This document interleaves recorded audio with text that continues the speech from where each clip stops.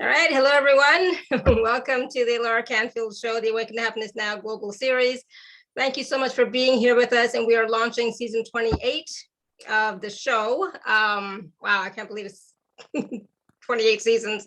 We've been doing this since 2013, and I'm just so honored and privileged that you are here with me today.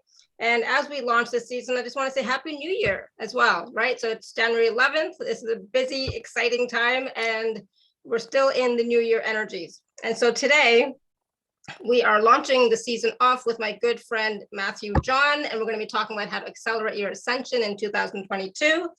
And Matthew's been with us many, many times, and some of what he's going to share with us today, we're going to talk about what ascension really means on a scientific level, right? And we're going to talk about how we really ascend in the body, why our planet is in the state it's in right now. There's a lot going on, right? How long things will take to shift, or if they will shift at all. We're going to talk about an explanation of the 26,000 year cycles and the larger galactic cycles. Matthew's going to give us an energetic preview of 2022, incorporating Western astrology. And we're going to be talking about some practical exercises. Matthew's going to be taking live caller questions, doing some quick, short answers about past lives, your galactic origins, your future, you know, a lot of stuff, right? So we're going to do all that and more. So for those of you who don't know Matthew, like I said, he's been with us many times. He is an internationally recognized spiritual teacher, a spiritual mentor, a psychic, an intuitive healer, a starseed guide, an energy healer, and medically intuitive who works with angels, archangels, and ascended masters. He is a gifted intuitive, a wisdom channeler, and transmitter of healing frequencies. And as we have seen on the past shows, and as I have worked with him personally, he is very, very talented. He's very tuned in. He is spot on with his readings and the information that he channels and brings forth. So I'm sure you are going to absolutely love this show and working with him if you choose to do that. So please join me in welcoming back to the show, Matthew John. And again, welcome to all of you who are here with us today. So thank you, welcome. Matthew, welcome. So glad you're here. Yes, thank you for having me. I'm very honored to have the opportunity to kick off a new year and a new season of your show today. Thank you for allowing me to be the first one of the season. This is really exciting. Thank you. Absolutely. And you're so brave being the first one because, you know, there's always little hiccups. And like you said, we are in Mercury Retrograde. So we're having a few, we are going to talk a lot about astrology today. Mercury Retrograde actually starts on the 14th. Today's the 11th if people are watching live or close to live. But for people who aren't aware about retrogrades, the most potent time where you're going to have disruptions in the normalcy of life, which, you know, Mercury is the planet when it is going retrograde or stationing or starting to go retrograde or starting to go back direct. It's the one that will cause a lot of communication issues, a lot of technological issues. Those are the two main things. So it's the days around the station phases. So what happens is it appears that Mercury is slowing down in the sky as it approaches its station on the 14th.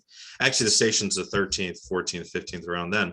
And then after that, it'll kind of speed up, but it's going the opposite direction. At least it appears. It's all retrogrades are an optical illusion. The planet never actually stops its rotation around the sun and starts to go the other direction. It's based on angles about how we're oriented with the sun and how other planets are, but it appears to start going backwards, essentially. So the most potent times are the days around. It's really the 7 days before the two station phases and after. So yeah, we're right in the thick of it right now as far as Mercury causing disruptions. Speaking of that, I see a green screen. I don't know what that's about. Yeah, I think it's somebody's video is okay. But it's okay. I mean, it's not live, so we're okay. Okay, good. Okay. But yeah, it's you know, we are going to have a few technical things happening, and so as I mentioned really quickly, I think I mentioned this before we went live, but I was supposed to stream this live on YouTube, but it didn't work. So it's like, okay. So it's like, I'll just stream it live on Facebook like I did before, and then eventually I will switch it, right? So it's like, it happens, right? And so you just go with the flow, right? And a lot of what we're going through right now, we have to be flexible, don't we? We have to be flexible and recognize when we can go with the flow. That's actually the main last year when we had Mercury retrograde in Gemini, there's 3 or 4 Mercury retrogrades per year. This year we actually have 4. Wow, great. But during Mercury retrogrades, yeah, it's important to be very flexible. It's also important to be more clear than usual with your communication with people, because things are lost, things are misconstrued. This is the time when things will be lost in the mail, or someone will miss an email, or someone will misconstrue something you said in a text. So it's an opportunity to practice our communication and to take extra care with when we're planning to do things technologically, or we're planning to go on a trip or something.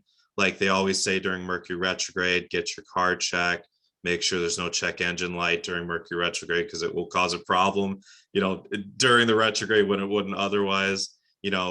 Be okay with having flights canceled and things like that. So it's travel, communication, and technology is most affected, when Mercury is stationing or retrograde, as it is now. So yeah, flexibility is good. Flexibility and planning things ahead to make sure that things, that you reduce the likelihood of issues.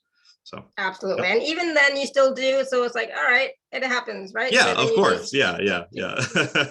Then you just keep going. You don't stop, it's exactly. like keep going. Yeah. But yeah, it's an interesting time right now. Not only that, not only with Mercury stationing in Aquarius, then about to go retrograde, we got a Venus retrograde in Capricorn that's been going on for a while and is still going till the end of the month. And then Venus will be in a shadow phase until the beginning of March. So it's a difficult time right now for a lot of romantic relationships, especially ones that are very long term, that have been together for a while. A lot of people are going through relationship difficulties. Venus also rules over the financial systems, and it's a precarious time right now for investing. It seems like the US stock market is finally starting to look real again, whereas for almost all of 2021, it was just gains for anyone invested in anything in the stock market or in the cryptocurrency markets, just making money, just hand over fist. While now it's starting to look like potentially could be getting back to reality a bit for both cryptocurrency and for the traditional financial markets.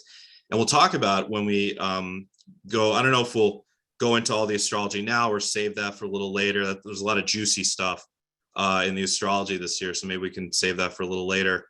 Sure. Yep. But we're going to talk a lot about the potential for economic upheaval and for maybe something like a stock market crash in the United States, and just a lot of economic issues potentially coming this year, and especially over the next couple of years as well. So it is something that people should be aware of as far as the astrology of what's going on right now. But yeah, this month, January, is it's a difficult time when Venus and Mercury are both retrograde or stationing. And Capricorn season is, some people really thrive in Capricorn season. It's a new year, it's like a new start. It's a great time to like you added a bunch of new stuff to your show and your social media and all that, and it's a great time to start new things. And some people really it affects them differently, and they feel really kind of crushed or constrained by Capricorn season. It feels like there's a lot of pressure, and sometimes people kind of go the opposite direction and go into depression, especially it's winter time here, if you're in the northern hemisphere. So with all the retrogrades, Capricorn season, be easy on yourself, but it is also a time to start new things. I mean, anything you start, during Capricorn season, during the beginning of the year, it is very auspicious astrologically. Awesome. So it's just most people have trouble following through, of course. Yeah, I know. It happens. So as we're talking about, Capricorn season, the new year, a lot of times, a lot of people at this time also take a look at how are they doing spiritually? How are they doing with their ascension techniques, practices? How are they going? And without any judgment, right? So we each have a different path and different way of going and different way of, ascending, if you want to use that word. So let's talk a little bit about ascension, what it is, and Sure. also what can we do to take advantage of this Capricorn season to really up level our ascension and get us on a not the right path per se, but more of a expansive path. Yeah, I like that word.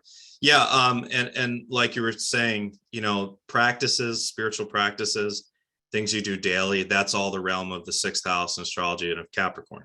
So that's why, yes, starting any new rituals during this Capricorn season, right after the new year, is a great time. And we'll talk about some practical ideas for rituals a little later on.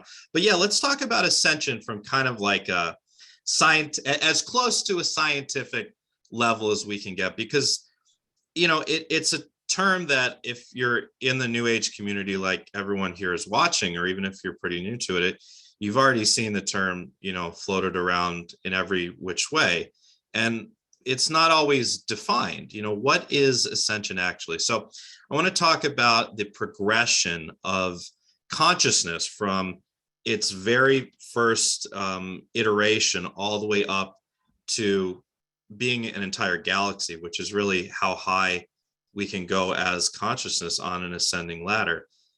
I'm going to talk in terms of densities, first density, second density, third density, etc., which doesn't necessarily correlate with the idea of dimensions. So for example, we're in the third density here on planet Earth. The third density is the realm of the humanoid kingdom. And also it doesn't have to be necessarily humanoid, because any sort of planetary consciousness can choose to create any sort of life. So it doesn't have to be humanoid. I mean, some of us are, one of my clients, she was just texting me before this, reminding me that I told her on one of the shows that I did last year that she was a mantis starseed, so that's an example of kind of non-humanoid life. But the third density is the realm of the humanoid or humanoid-like life, where you're self-aware, you're aware that someday you will die, you're aware that you're in a finite body, you're aware of the idea of social conventions in a society, working together to form a society. Those are kind of the markers of the third density. Below that, we have the second density, which is the realm of plants and animals. So your dog, your cat, a squirrel, a moose, anything, these are all part of the second density, as are trees, as are any sort of plants. Plants can be like kind of a conglomerate second density consciousness, where a group of flowers all in one can kind of be a conglomerate consciousness, whereas animals are more individualistic. Of course, every squirrel has its own personality. I was watching Seinfeld last night. Just sometimes I like to be nostalgic, and George asks, I'm sure it was written by Larry David, it's just brilliant. He asks, do chickens have different personalities? Like, can you go to a farm and pick out different chickens and see that they have different personalities? Because if so, I'm not sure we should be eating them. But it was just such a funny line, and it had to come from Larry David 30 years ago. But yeah, every animal, from a worm to a chicken to a cat to a dog to a bear, has a different personality. It has a different soul history. It's its own individuated consciousness, right? That's on an ascension journey. And, they're going to reincarnate a lot, because animals don't generally live that long, unless it's like a snapping turtle living in hundreds of years or whatever. And then below that, we have the first density. The first density is basically microbial life.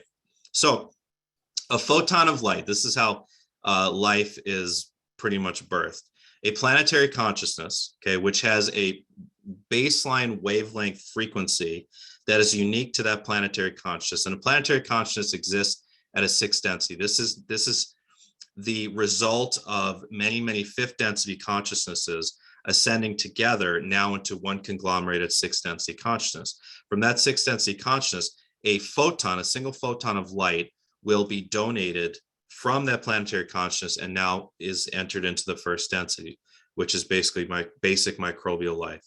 And from there, it can have if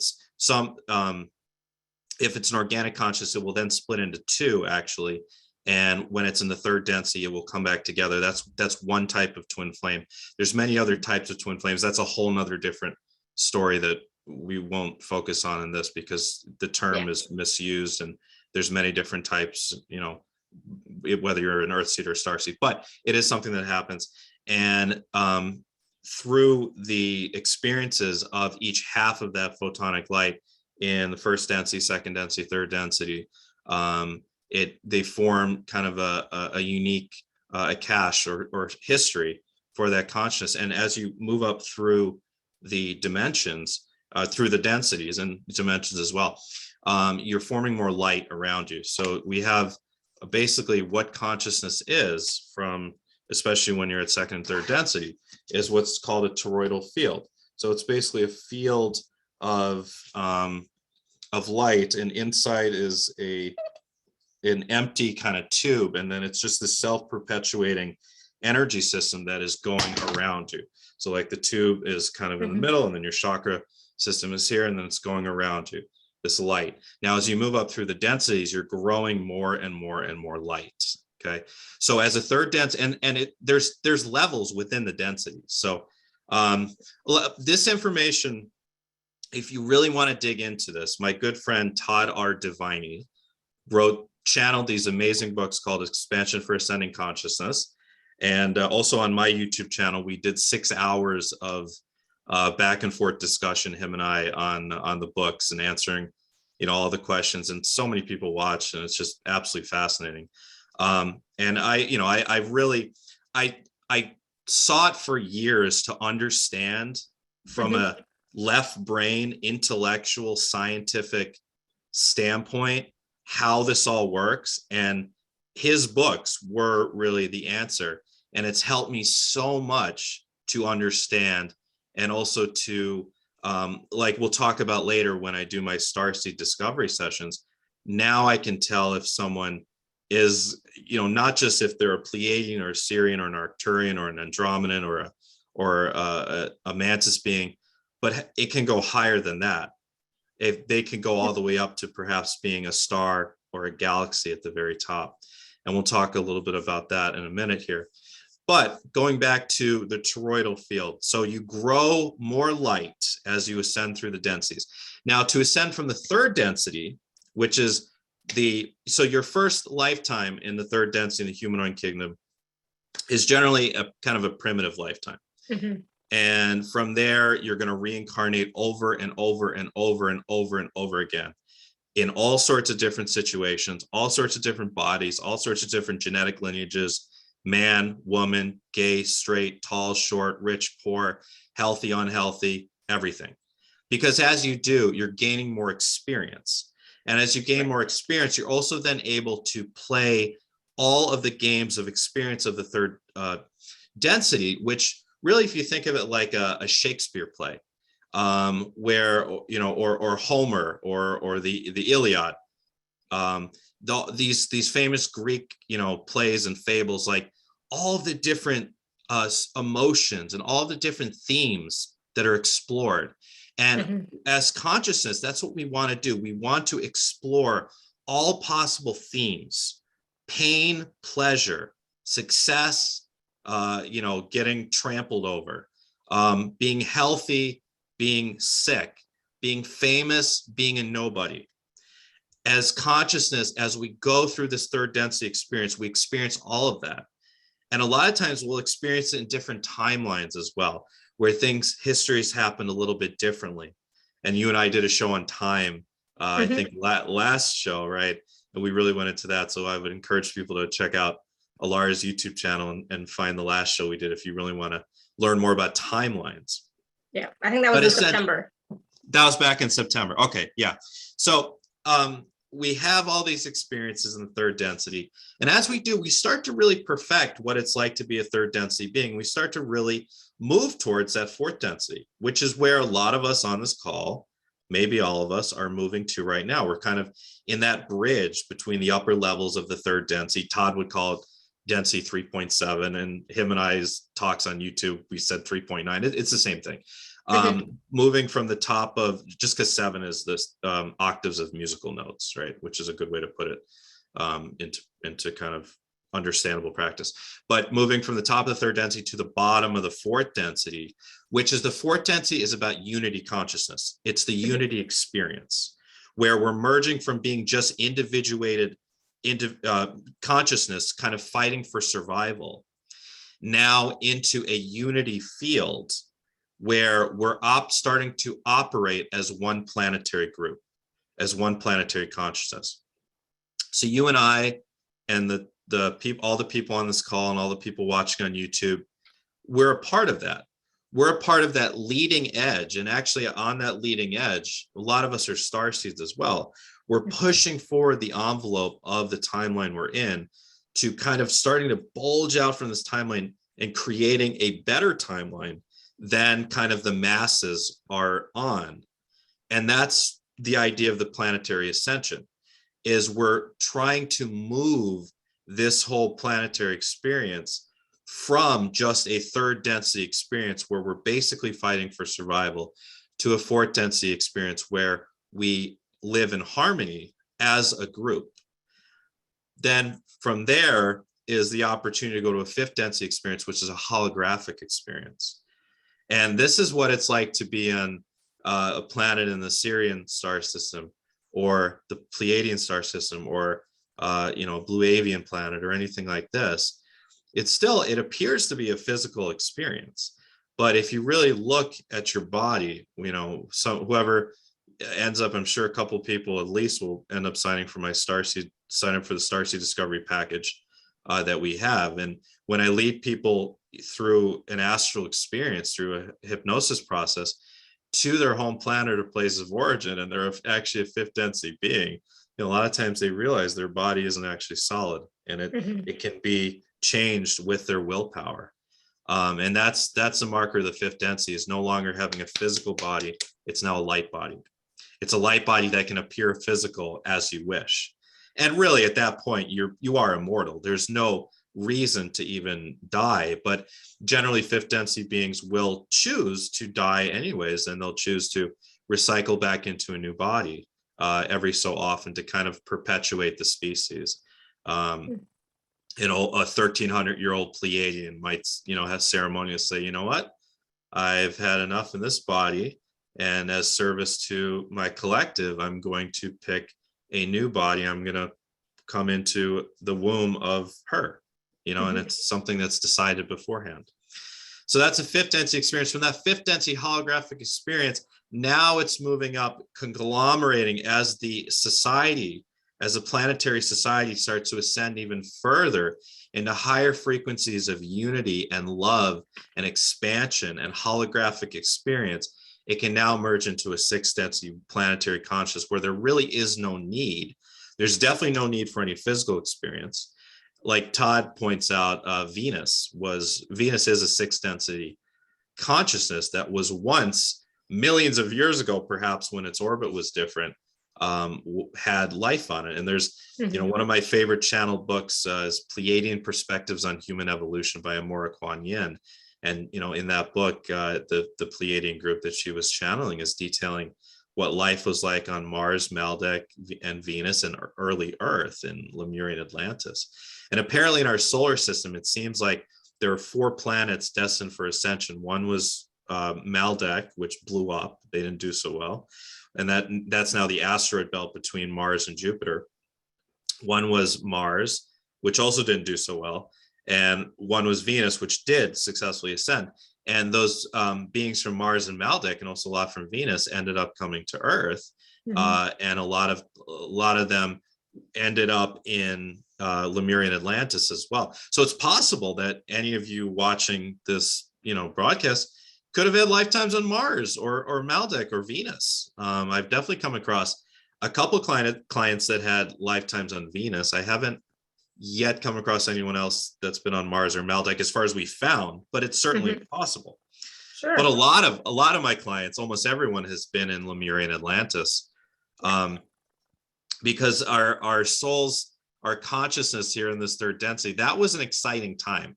Lemurian Atlantis was a very exciting part of the timelines, and there were several versions of it based on the timeline, where we got to experience kind of, at least very advanced technology, both actual scientific technology and spiritual technology. Atlantis was more focused on the scientific technology, and the Lemurian civilization was more focused on the spiritual technology, but it was a great time when we got to experience that. It really was a fourth density experience. And then it didn't work out because there were dark forces, especially in the Atlantean civilization, that just were out for destruction and power and greed. And according to Edgar Casey, the famous medium, and other channeled sources, the Great Flood in the Bible was what happened at the end of Atlantis and Lemuria, when there were these giant laser ray weapons that just eviscerated anything, and just blew open the fault lines, and there were massive volcanoes, and there were nuclear bombs supposedly dropped around the planet, and there were these massive floods, and it sank enough to completely shift the actual geological formations of planet Earth, and sinking Atlantis and Lemuria. And the Hawaiian Islands may very well be that remainder of Lemuria. And that's why a lot of people who had Lemurian lifetimes really feel called to go hang out in Hawaii and experience that.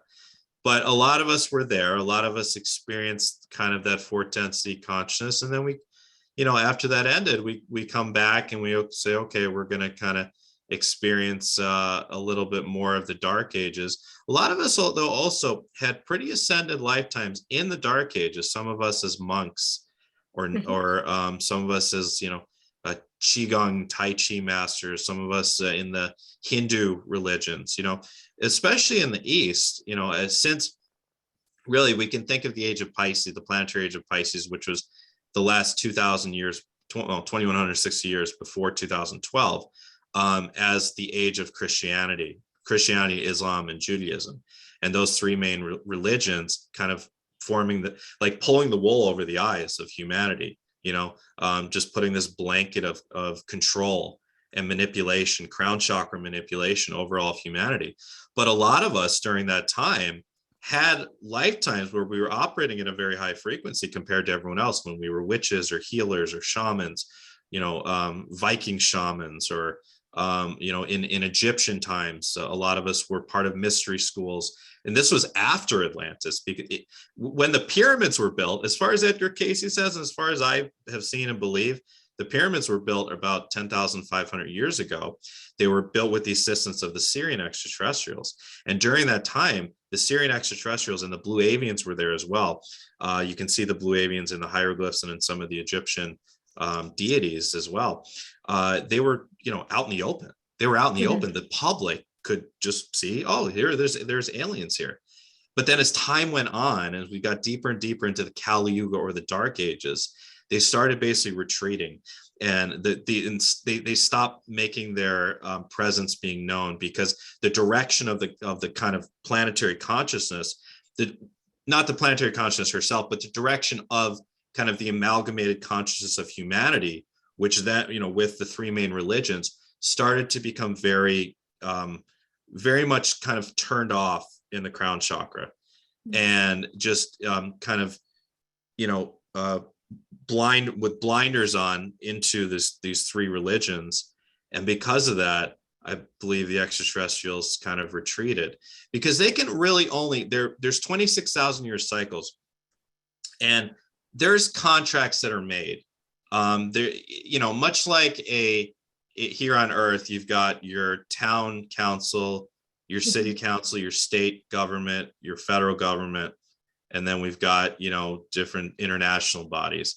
And the same kind of goes on in the galaxy, where there's different levels of governance in the galaxy. And these different levels will kind of dictate what and what cannot be interfered with on certain planets. And Earth is one of the planets, it seems like, that has been pretty much left to its own accord, perhaps with a few safeguards now to prevent a repeat of what happened in Atlantis. And that's about it.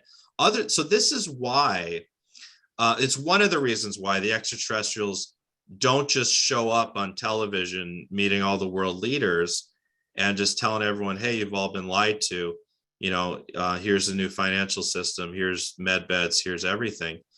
because they're not really allowed to interfere to that level, nor do they actually really want to, because Earth is, in another sense, this kind of grand experiment of what happens when you pack a planet full of way too many.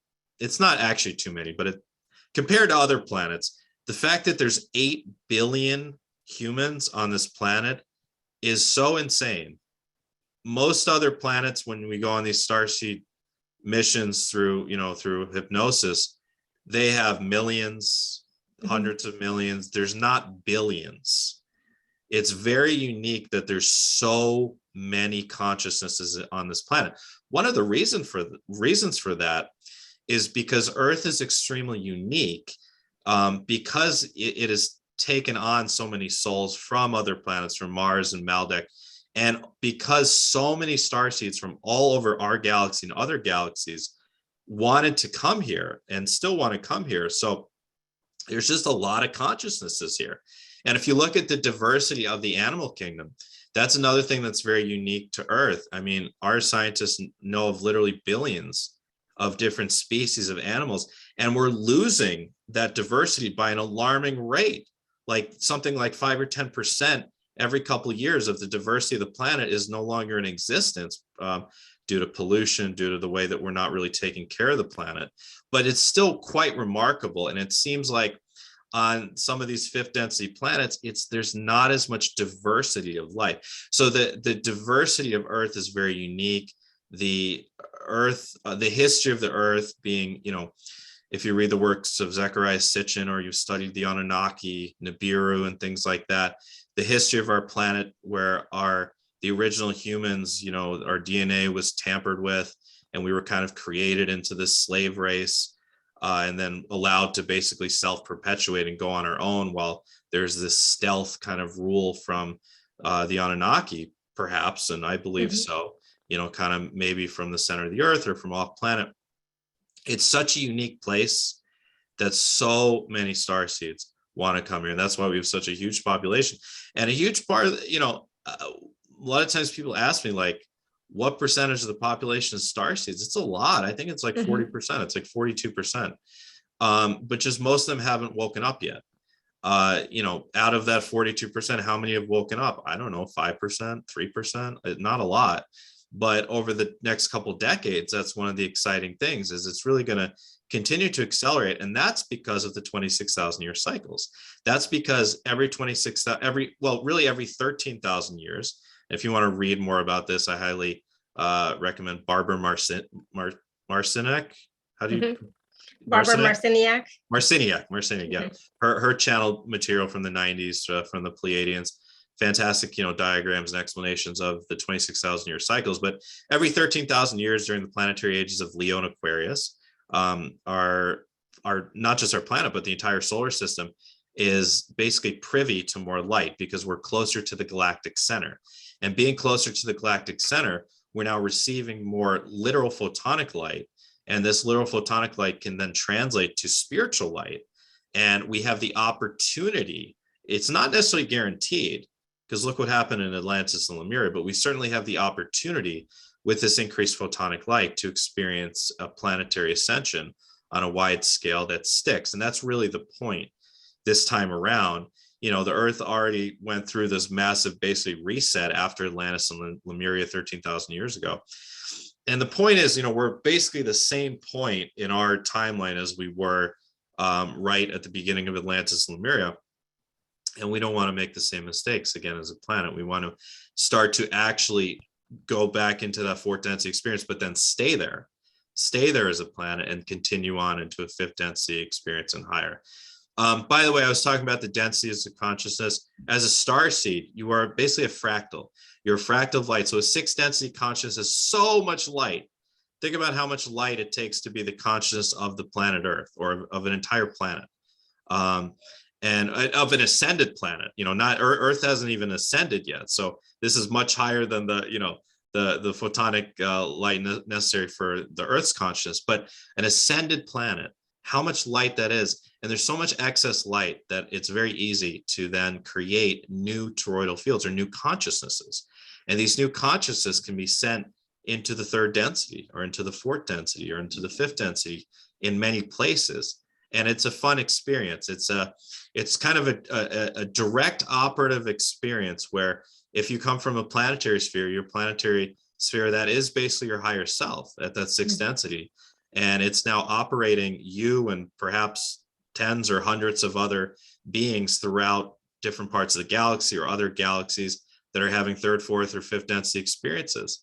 And so it's like playing like 25 or 50 or 100 video games at once. And it's pretty cool for the sixth density consciousness to be able to do that. Some of us can come from even higher from a seventh density, which is an even finer vibration of a planetary sphere, or an eighth density, which is an actual star system, or a 10th density, which is an entire galaxy. I've had, well, Todd's one, but 3 clients other than Todd over the years who, when I look all the way back, they're literally a galaxy. They're an entire, think about that. It's possible. I mean, think about all your earthly problems. Think about having to pay your rent, your Netflix bill, you know, your parking tickets, petty relationship issues during Venus and Capricorn, dealing with COVID. Like, think about just the insignificance of that compared to being an entire fucking galaxy. You know, sorry, you got demonetized, but it's all right. It's okay. Okay. So just think about that. Yeah.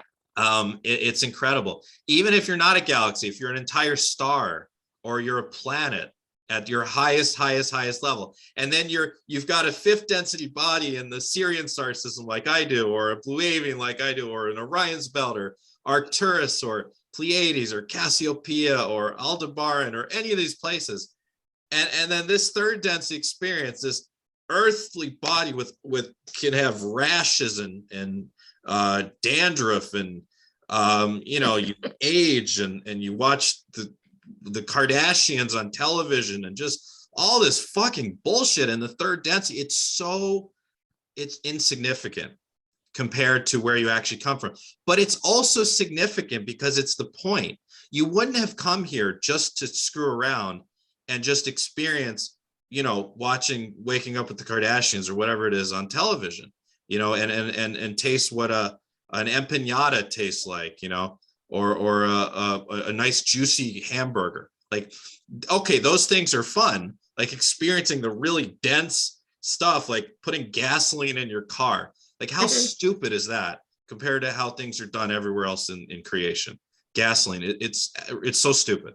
But you didn't just come, I mean, those are interesting things you get to experience, like playing an interesting video game or watching a historical documentary about time before the Industrial Revolution, when things were even more ridiculous with lack of technology, right? Yeah. But the point is to be this dense being and to wake up in the game, and to start to grow your photonic light, to grow your toroidal field, and to ascend while you're in the body. That is so tremendously difficult, but that's what we're doing here. And that's when people talk about, from a physical standpoint, having new strands of DNA turn on, transition from the carbon base to the crystal base. Now, this stuff will take, for some generations, for some it could happen in the body, but it will take a very long time. It will take decades or longer, perhaps. But a lot of us are, with medical technology that's coming, forget about the med beds. I mean, hopefully those come, if they are real, but hopefully they'll come at some point. But forget about the med beds. Even just medical technology is being developed by private corporations that will at first only be available to the wealthy. These anti-aging things, and even the anti-aging things we have now that, unless you have money, you can't afford, it's going to really extend our lifespans. And not just the technology, but the spiritual technology. The spiritual technology, which is free and costs nada, that in itself too will help us to live longer. It helps to turn on, like the work of Dr. Joe Dispenza helps us to turn on the right genes through epigenetics to be able to experience, you know, stopping the destruction of the telomeres, as Dr. Bruce Lipton's research talks about, right? And extending our life, you know. By the way, take C60, okay? Go on my YouTube channel, watch my interview with Ken Swartz on who started one of these C60 companies. C60 alone will, you know, extend your life. statements have not been evaluated by the FDA, but I highly recommend taking it. And there's so many other amazing new supplements and just, therapies so we're going to start to live a lot longer. A lot of us. And then there may be this whole other faction of society, sadly, that really isn't getting along fast enough with the ascension train. And as that kind of dichotomy starts to become more apparent, there may be certain factions of society that sadly experience more pain. That may really start with economic issues that may begin on the plan over the next couple of years, which we definitely want to talk about before we're done with today's show. But I don't know. I hope, Alara, what do you think? Does that help people to kind of understand ascension more scientifically? You're on this ladder. It's like this. You're on a ladder up through the dimensions, from 1D all the way up to, if you want to, becoming a galaxy. And actually, some people ask, well, what happens when you're a galaxy? Well, why do you think the Milky Way and the Andromeda Galaxy are colliding at a rate slower than it takes your parents to back out of the driveway? Because after reaching the level of being a galaxy, you can then merge with another galaxy and become a super galaxy. So it goes even higher. And that's what's happening over the course of billions of years with the Milky Way and the Andromeda Galaxy. And how cool is that, right? And basically, you're so close to source at that point. But that's the point, is prime creator or source, whatever that is. And I'm not even sure what that is. I am always asking that question. Whatever that is, whatever the top is, if there is a top, whatever that is, wants to have individualized expressions of itself in an innumerable number. It's an innumerable, infinite number, probably, that are always on this journey back up.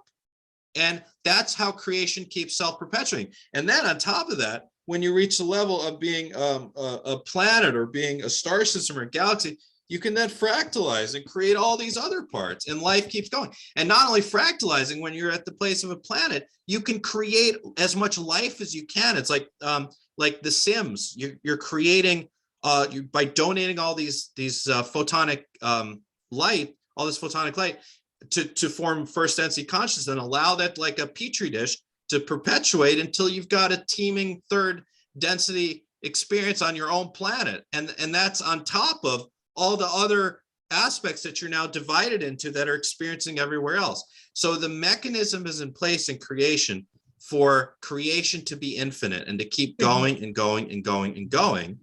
And that's the magic of it. So we're all just on an upward ladder of ascension, whether you're an organic conscious, an earth seed, meaning that you were once a plant animal on this planet, you're once a first density conscious on this planet, or you basically come with the baseline frequency of this planet, or you're a starseed consciousness like myself and Alara and a lot of us, where you come from, you're a fractal from another place that you had to then retune the baseline frequency. You come with the baseline frequency of the planet or the star or the galaxy you're from, but you have to retune yourself to be able to operate here. And you're kind of like a guest. It's a study abroad program here on Earth.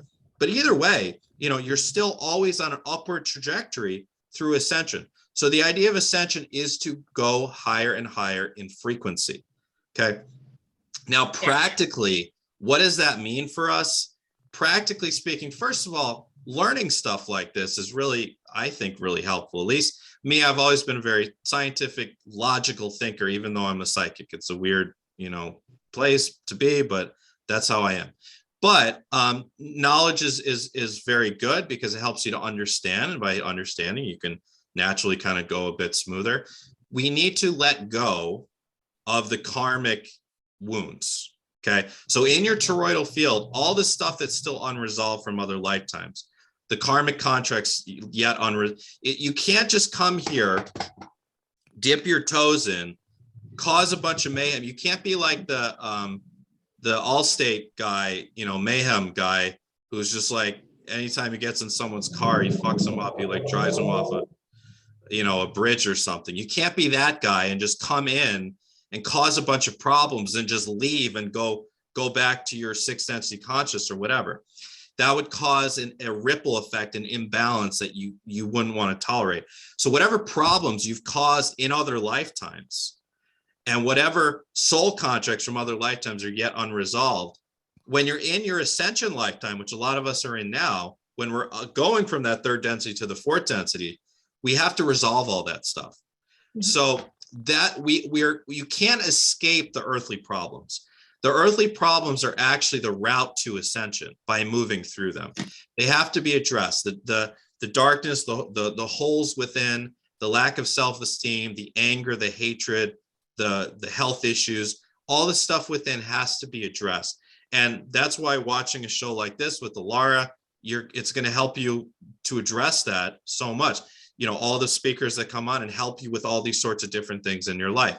So it, you know, whether it's through energy healing, whether it's through psychedelic experiences, whether it's through, you know, new health routines, meditation, exercise, being at one with nature, all those things that can help to balance the spiritual, mental, physical, and emotional bodies are crucial. We need to wrap up all the junk that we brought into this lifetime. And a lot of us as light workers, starseeds, happen to bring a lot of junk into this lifetime. And our souls really did that intentionally.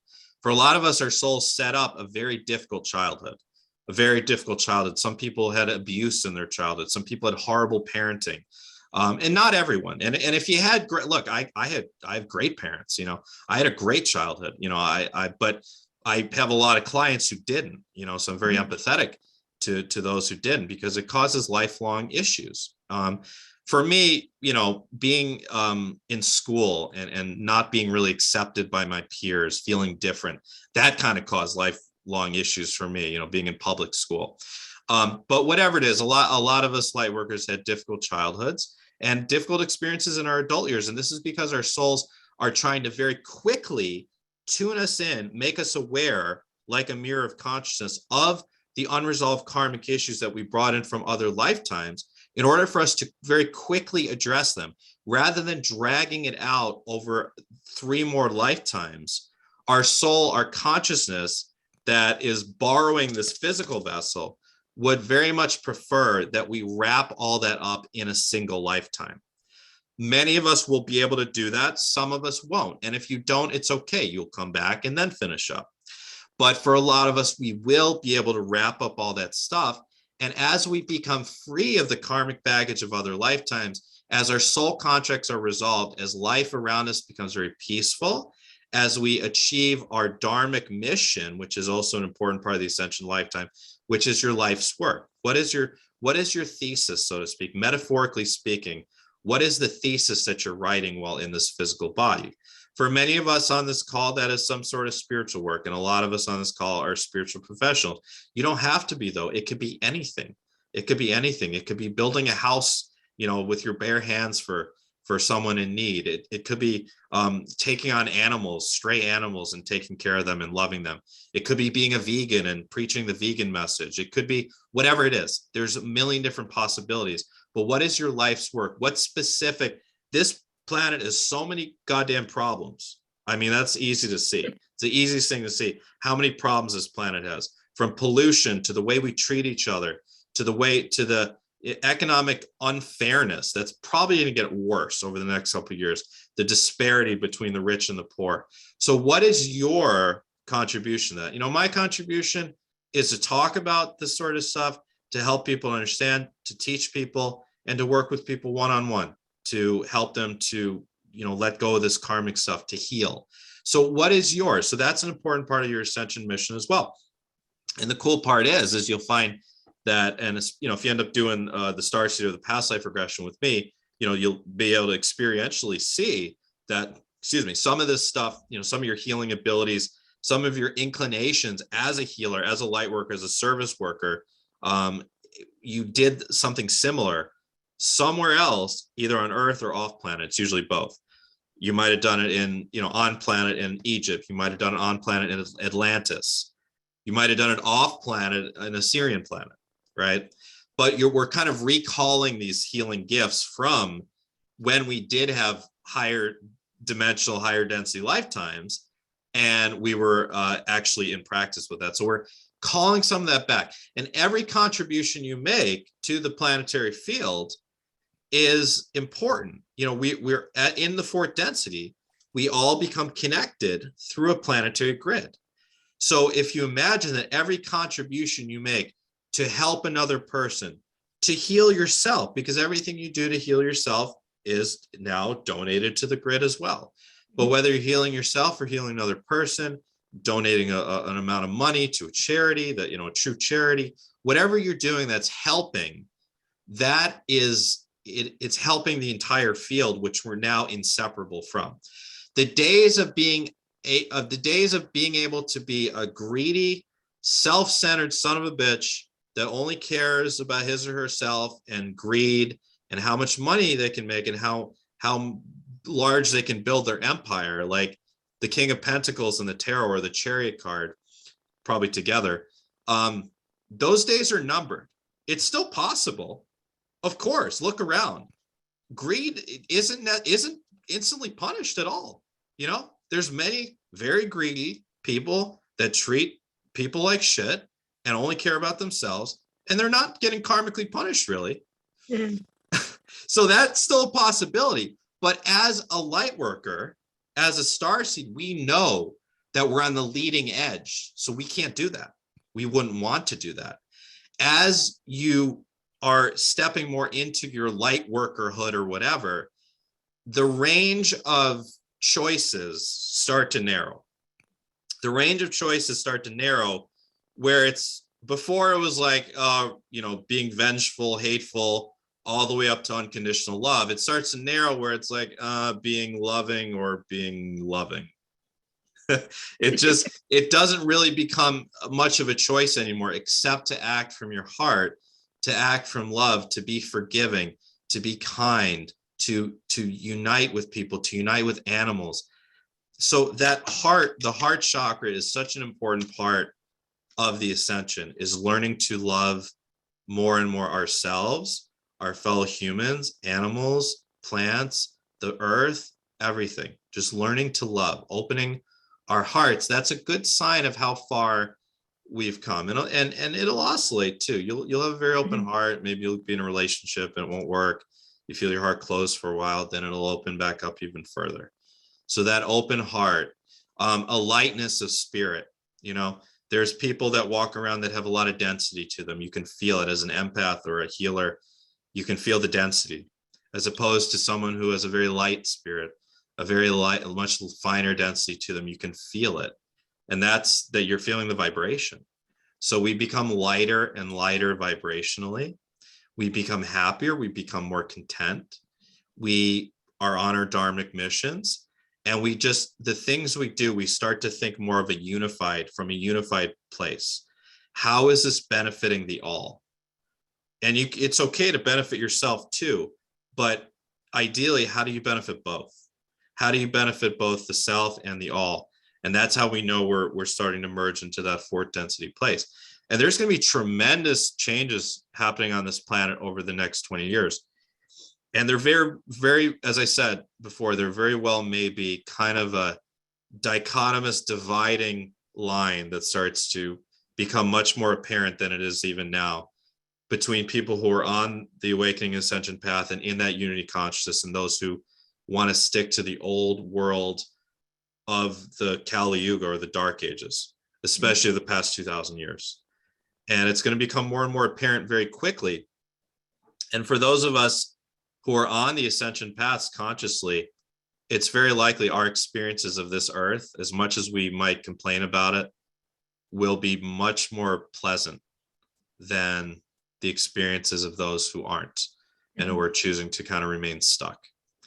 And planetary events that will probably be even more annoying than COVID that may unfold over the next 20, 25, 30 years will make that more and more apparent, is kind of which path one is on. And look, by the way, if you got COVID, it doesn't mean you're not on the awakening path. If you got the vaccine, it doesn't mean you're not on the awakening path. There's no correlation whatsoever at all. None. Okay. How is your overall, how loving are you? How loving are you? How much can you step out of division and into unity? Even over things like vaccines, which is a very dividing thing. You know, how much can you step out of that and into more of a unified vision for the planet? You know, those are the types of things to ask yourself to see how far along you've become. And really, the best way of looking at it is how far have you come personally in becoming a better, more healed, more balanced, wiser person now than you were 20 years ago, 10 years ago, 5 years ago, a year ago. That's the most important question to ask yourself to see where your progress is at. And think of how far along you've come. You've got that much more to do. And then you'll look back 10, 20 years from now and be like, wow, look at me when I was, you know, I'm 35. Look at me when I was 35. Now I'm 55. Wow, what a difference. And I look at myself at 35 compared to 25 or 20. Wow, what a difference. Mm-hmm. That's how you know you're very quickly progressing on the ascension path. Yeah, wow. As I'm looking back at my life, I can definitely see the change, you know, and the difference. It's scary. It's scary. It's like, oh my God. It is actually. I used to think that way. It's like, oh my goodness. But yeah. It is. And, you know, me personally, I never could have anticipated like any of the twists and turns of my life. None of them over the past 15 years. Not one of them could I ever have anticipated. And never could I have pictured the person that I am now 15 years ago, 10 years ago, 5 years ago. Same. No way. It's a miracle I'm here. It's pretty amazing because a lot of people aren't lucky's not the word, but they're just not at that place necessarily where their consciousness has pulled the trigger and turned the switch on to accelerate the ascension process. You know, the idea of activation points are very real. I can look back in my early 20s and label several activation points, okay, where I felt or had an experience that I couldn't go back afterwards. Mm-hmm. And most people that are awakening, they've had that. People tell me all sorts of cool experiences that happened to them that after that, everything was different and they never went back. And that's the soul, that's the consciousness turning the switch on. It was pre-planned in the pre-birth arrangements. And then that's kind of the experiential experience. The feeling is when it gets turned on and whatever, whatever you experience with that. So a lot of people aren't there. A lot of people, they will stay pretty much the same from when they're 7, and by the age of 7, your subconscious is solidified now. But when you're from the time you're in the womb till age 7, you're a sponge for everything around you, especially your parents or whoever raised you, how they speak, how they think, how they act. You're a sponge for all that. And that becomes your subconscious patterning, which is really responsible for 95%. Dr. Joe Dispenza, who I love, says 95%. I think it could even be more of your experience of life is the subconscious patterning. And a lot of people who never really work on self-awareness, never go to therapy, never work on, self-improvement, will just stay with the same subconscious patterns from age 7 till they die. Mm-hmm. But for us who are on the awakening experience, we're consciously, the awakening path, we're consciously working on all that stuff, So speaking of like practical things, Capricorn season, what sort of practical things can we do? I love hypnosis work. I love regression work. And, you can certainly, if you're interested in knowing where you came from, you're interested in experiencing your past lives, we'll talk about, we have a special offer, biggest discount we've ever given over the next 24 hours if you jump in to experience, your past lives or where you come from. But other than that, just doing any sort of work with the subconscious. So I constantly use subliminals myself. And YouTube is the most amazing thing. They're probably going to demonetize this because I swore. But other than that, it's the most amazing platform in a lot of ways because there's just free everything, and there's just thousands and thousands of free subliminals on YouTube. You pop them on in your headphones and it's speaking directly to your subconscious. It's bypassing the conscious mind, going directly into the subconscious. So whatever your patterns are that aren't very healthy, maybe you lack discipline, maybe you lack control over your emotions. Maybe you tend to fall into depression and apathy. Maybe you tend to self-sabotage yourself. Whatever those things are, maybe you carry a low self-esteem. And this is something that all light workers and everything I just, mentioned, I've been through or still going through. And my clients too. So anything like that, working with subliminals or working with someone who does hypnosis on you, it can be really, really valuable because it's just bypassing the conscious mind, going directly to the subconscious and making direct changes. Energy healing, fantastic. Any type of energy healing you do on yourself or receive from others, because working with the chakras, essentially, working with the, working with the subconscious mind is kind of a life hack because, again, it's bypassing the conscious. Same thing as working with the chakras. So if you have a self-esteem issue, there's a couple ways to go about it. You can do affirmations in the mirror, which is working with the conscious mind, which is also a good idea no matter what. And it will work, but it will take a long time to work, but it will work. It will work. So the subliminals or hypnosis, you're bypassing now the conscious mind, and it's kind of a hack to just go straight to the subconscious. Or you can just work directly on your solar plexus chakra. And because if you have a low self-esteem, you're going to have deficiency. You're going to have a lack of energy in your solar plexus chakra. So if you just go work then directly on your solar plexus energetically, it's going to start to, from the inside out, shift your subconscious patterning and shift your conscious patterning of self-esteem. And really, ideally, is you want to work from all these levels. You want to work from the chakra level. And that's what I do with my clients that end up doing, a lot of work with me, is we work on the chakras, the energy field, and then we also work on things from a subconscious level and from a conscious level. And I think that's the best way to go about it. But any sort of rituals where you work with your chakras, fantastic. In my friend Todd Devine's book too, he's got a great ritual for working with the chakras. Another one of my favorite authors I mentioned, Amora Kuan Yin, her Pleiadian workbook, great Pleiadian downloaded ways of working with the chakras. If you're a Reiki healer, I'm a Reiki master therapist. You can use Reiki on your chakras, or just going for work, whether it's in person or remotely. And remote work can be just as powerful or more than in-person work. And it's really during COVID time, it's so convenient to have remote work done on you, or if you're a healer, to do remote work on others. But yeah, working directly with the chakras is very important. With the 7 main chakras, don't forget about the Earth Star chakra below your feet, which is black. That tethers you to the earth. And also don't forget about the chakras above your head. So we've got our crown chakra right here. But as we start to move into the 4th density, into the 5th, by the way, if I didn't mention, 4th density, 5th dimension, kind of the same thing. But as we move into that 5th dimensional experience, there's these chakras above our head that then start to get activated, right?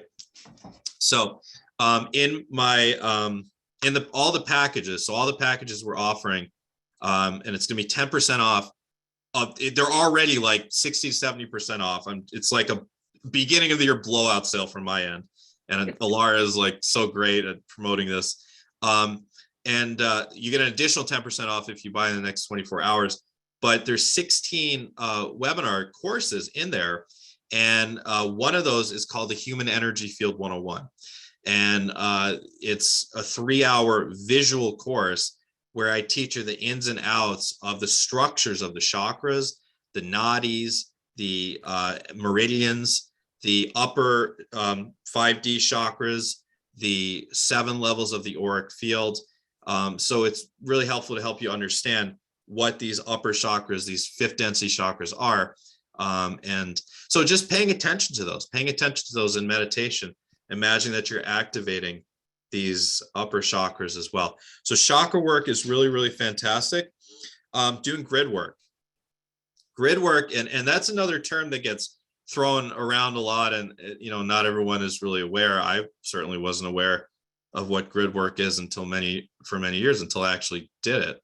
Grid work is going into meditation, and today's 1/11 would be a great day to do this, but going into meditation and consciously connecting in with the ley lines of the planet. You've got the flower of life on your in the back of you there, Alara. And it's a kind of a great way of visualizing the grid lines around the planet. is visualizing this network of lines, and they're all connecting into the sacred sites. They're connecting into Mount Shasta and, you know, the crystal deposit in Arkansas, and in Brazil, São Tomé das Letras, and through the pyramids, and through Glastonbury, and through Mount Kailash in the Himalayas, and Uluru, and you know, in Peru, and all these special places. So, you know, when you do grid work, you want to imagine that you're pumping light into the grid. Now, the most powerful way to do this is to actually physically travel to either a ley line, you know, like for me, just east of here in central New York, there is a ley line. And I have a video on my channel from a couple of years ago where I did some grid work from that ley line. It was really cool. A lot of people watch that. So if you can consciously go to a ley line, that's great, or a sacred site, even better, and just pump that light into the field. But wherever you are, if you're not on a ley line or near a ley line, it's okay. Just go into meditation, imagine pumping that light into the field. We could do one together if you'd like at the end. It's 1:11. Sure. Yeah, but, why not? Yeah, cool. Okay, so that's grid work is another great thing. Consciously connecting with your positive extraterrestrial family is something, and that's what we do in the Starseed Discovery sessions. And it's also just a great way of helping your ascension along, because it's every time you connect back with your home planet or your guides, you're really elevating yourself. You're elevating yourself consciously, and you're going to that place where everything around you becomes a little bit silly. All the problems of the planet become a little bit silly, like we talked about before. And anytime you experientially are in a higher vibration, so that could be through just meditation. I mean, it could be through Kundalini yoga. It could be through Tai Chi. It could be through breathing meditation. It could be through taking a jog in the woods. It could be through hiking up a mountain. You know, it could be through doing something meditative with your hands, like creating art, painting, any practice that gets you into the actual, the physical body experience where you feel like you're in a higher vibration and your mind all of a sudden feels that you're at a higher frequency. That is so helpful, because the more you visit that place, the easier it is to go back. Mm-hmm. For people who are, you know, for someone who's suicidally depressed, it's amazing now. It's becoming legal in a lot of states in the US for therapists, for licensed therapists, to do MDMA therapy or ketamine therapy with clients, which I think is incredible. You know, for especially like very depressed clients, giving them an experience through therapy with MDMA where they get to actually experience what it's like to be happy. That it makes it much more realistic that they're going to be able to get to that place. Someone who doesn't know the possibility of light is going to have a lot more trouble getting to the light. The more that you experience light, the easier it is to stay there more often. And that's when having a daily practice of meditation, whatever type of meditation you like to do that works for you, really the important part is sticking with it. So having a set time, this is like basic Capricorn stuff, but doing something at the same time every day makes it much more likely that you'll do it.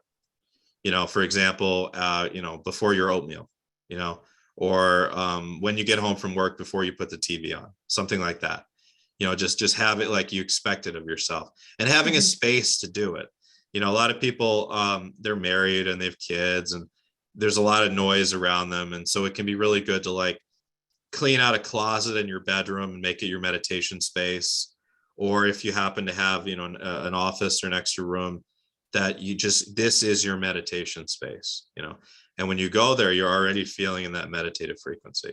So anything you do daily that puts you into a higher vibration is fantastic. Becoming more organic, decalcifying the pineal gland. This is Capricorn stuff too. You know, why is the water been fluoridated around the US and Canada and the Western world since World War II?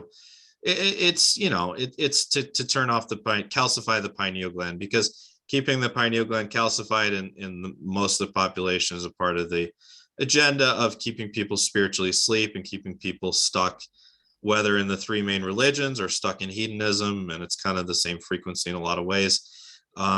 It just keeps them stuck, keeps that crown chakra closed, keeps the third eye closed. So as awakening beings, we tend to naturally, whether we're staying away from fluoridated water or not, whether we're doing cleanses, liver cleanses, green juice cleanses, et cetera, or not, because our souls our consciousness has flipped on the switch and said, okay, now's the time to receive in the light, the photonic light from the sun, as we're getting closer to that photon belt. It kind of happens on its own for a lot of us, but you can certainly help the process along.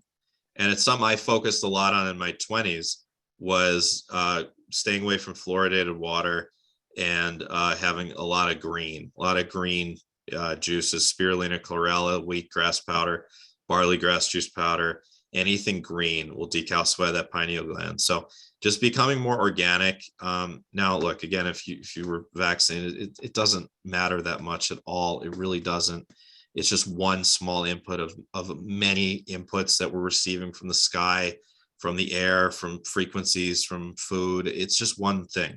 So it doesn't matter that much, but just always be cleansing when you can and try to eat the most organic, healthy diet. If you can afford it, buy organic food. If you eat meat, fine. Just try to get it from the best possible source, from animals that were treated well while they were alive, from wild caught fish, etc. Becoming more organic is very important to assist in the ascension process. And if you feel at some point like it's time to only eat plants, then do it. If your body needs the extra nutrients that come from meat, go ahead with that. It's different for every person. Just like with the vaccines, there's no set rule. You're not going to not ascend if you're vaccinated from anything, flu shot, the other vaccine, whatever. If you eat meat, you're not going to not ascend. Okay. It's not that simple. And anyone who tries to put things into black and white, like either you do this or you're not going to ascend, it's all BS. Don't listen to that. Okay. It is never that simple. Nothing is ever black and white here. Okay. There's a million different possibilities of how this can go down for you. So whatever helps your body, your mental health, your experience of lightness. All right. There's people that go on carnivore diets, and I'm not saying what's right, what's wrong. There's people that go on carnivore diets and they're in ketosis, and they're experiencing such a mental clarity and a groundedness and a spiritual connection like never before, even though they're eating all animal products. And there's people that go vegan and have the same experience. There is no necessarily right or wrong when it comes to the ascension. It's whatever will work for you. And for a lot of people, you'll go through different iterations and experiences of that. I've gone through iterations of being totally vegan. I've gone through iterations of having a lot more animal products, basically based on what was going on with my body, what illnesses I was having, what my body really needed. Okay. So listen to your body, pay attention to your body, and do what makes you feel best. Okay. The whole game here is being more in the heart, experiencing more love, unity, forgiveness, peace within and without, being kind to others, being kind to yourself, and as much as you can, feeling higher frequencies. However, music is a great way that I personally experience higher frequencies. And I'm not talking about Mozart. I'm talking about like my favorite bands like Green Day. Okay. That puts me into a higher frequency. All right. Watching my favorite sports team on television, that puts me into a higher frequency. Okay. Laughing, making jokes with a friend, watching a favorite comedy. Now, these are very earthy. These are very Taurus things I'm describing, but they're a part of it. Sexuality, the Scorpio side of things. Sex is a very pleasurable experience. Masturbation is a very pleasurable experience. All those things can be part of, but when you rely on them too much, when you rely on those very earthy pleasure modules, they can become a crutch. So you really ideally want a balance between the earthy stuff, experiencing sex, masturbation, food, television, comedy, music, whatever makes you happy with that, but also with the meditation, the just feeling light, the being with nature. And because I find that people that try to avoid all of the earthy stuff, they tend to end up going right back to it because the avoidance itself is imbalanced. Whereas, so I just find it healthier to keep a healthy balance. And anytime anything starts to be, marijuana is a great example. Cannabis is it can be a high vibrational experience. It can also be a depressive experience based on someone's mind, the levels of dopamine and serotonin, how their mind functions. That's why different supplements for the brain will help one person, not help another, or medications, right? So for one person, smoking weed once a day could be a very spiritual experience. They meditate, they feel connected, it raises their vibration. For another person, it can lead them into depression and addiction. Okay. So again, just not making sure that not any one thing becomes a crutch. Even meditation, Matt Kahn used to talk about this a lot, like people who meditate like 2-3 hours a day, but then the rest of their life is a mess, or they're unhappy in the rest of their life. That's something that would be out of balance too. You can be out of balance with too much meditation. So it's all about achieving balance in all areas of life, sleeping well, making sure you sleep deeply. The body needs rest. The body needs sleep. That's how everything regenerates. You want to physically turn on the strands of your DNA. You want to physically elevate yourself from carbon-based to crystalline-based. Sleep, dude, sleep. Seriously. Like why do you think when you look on the solar flare tracker thing, and it's like this, right? Like, which was happening all December. Or you look at the geomagnetic thing, the bars, and they're all in the red. Or the Schumann resonance power tracker, and it's like 80 or whatever. Why do you think a lot of us feel tired? It's because that frequency needs to be integrated. So sleep as much. And I know a lot of people, or have to work. I work all the time doing this, and a lot of people can't sleep that much. And I'm empathetic to that. I'm empathetic. I know that a lot of you watching don't have time to sleep enough, don't have time to meditate, don't have time to do a lot to help your ascension process. And just do the best you can. Really, just do the best you can. Pick one thing. Don't try to pick 5 things. Pick one new practice today on 1/11/2022. Pretty auspicious day, 1/11/22, right?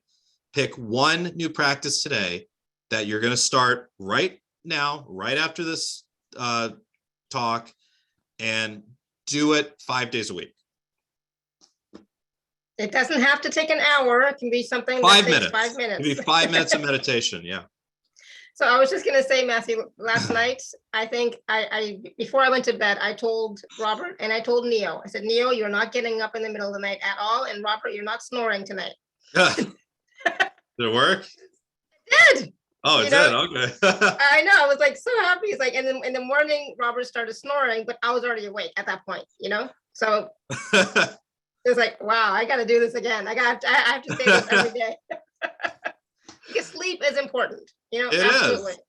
It's so important. That's our mood is not going to be as high when we're, just the basics of nutrition, sleep, and exercise are very important for mood elevation.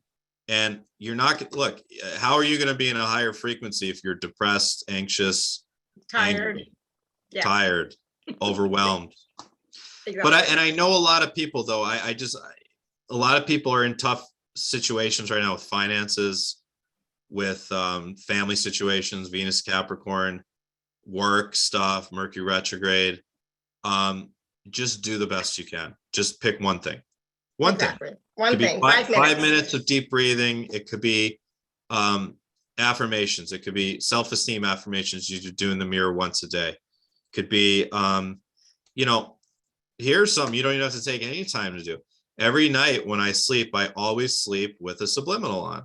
I go on YouTube and I subliminal for self-love, subliminal for working hard, or I do a frequency like, 863 hertz, whatever, or a cleansing, or 256 hertz root chakra frequency. That's an easy thing. Sleep with a frequency on, I have an orgonite on your phone or something, so it's not gonna, the frequency won't disturb your sleep of the phone itself, but that's an easy thing to do.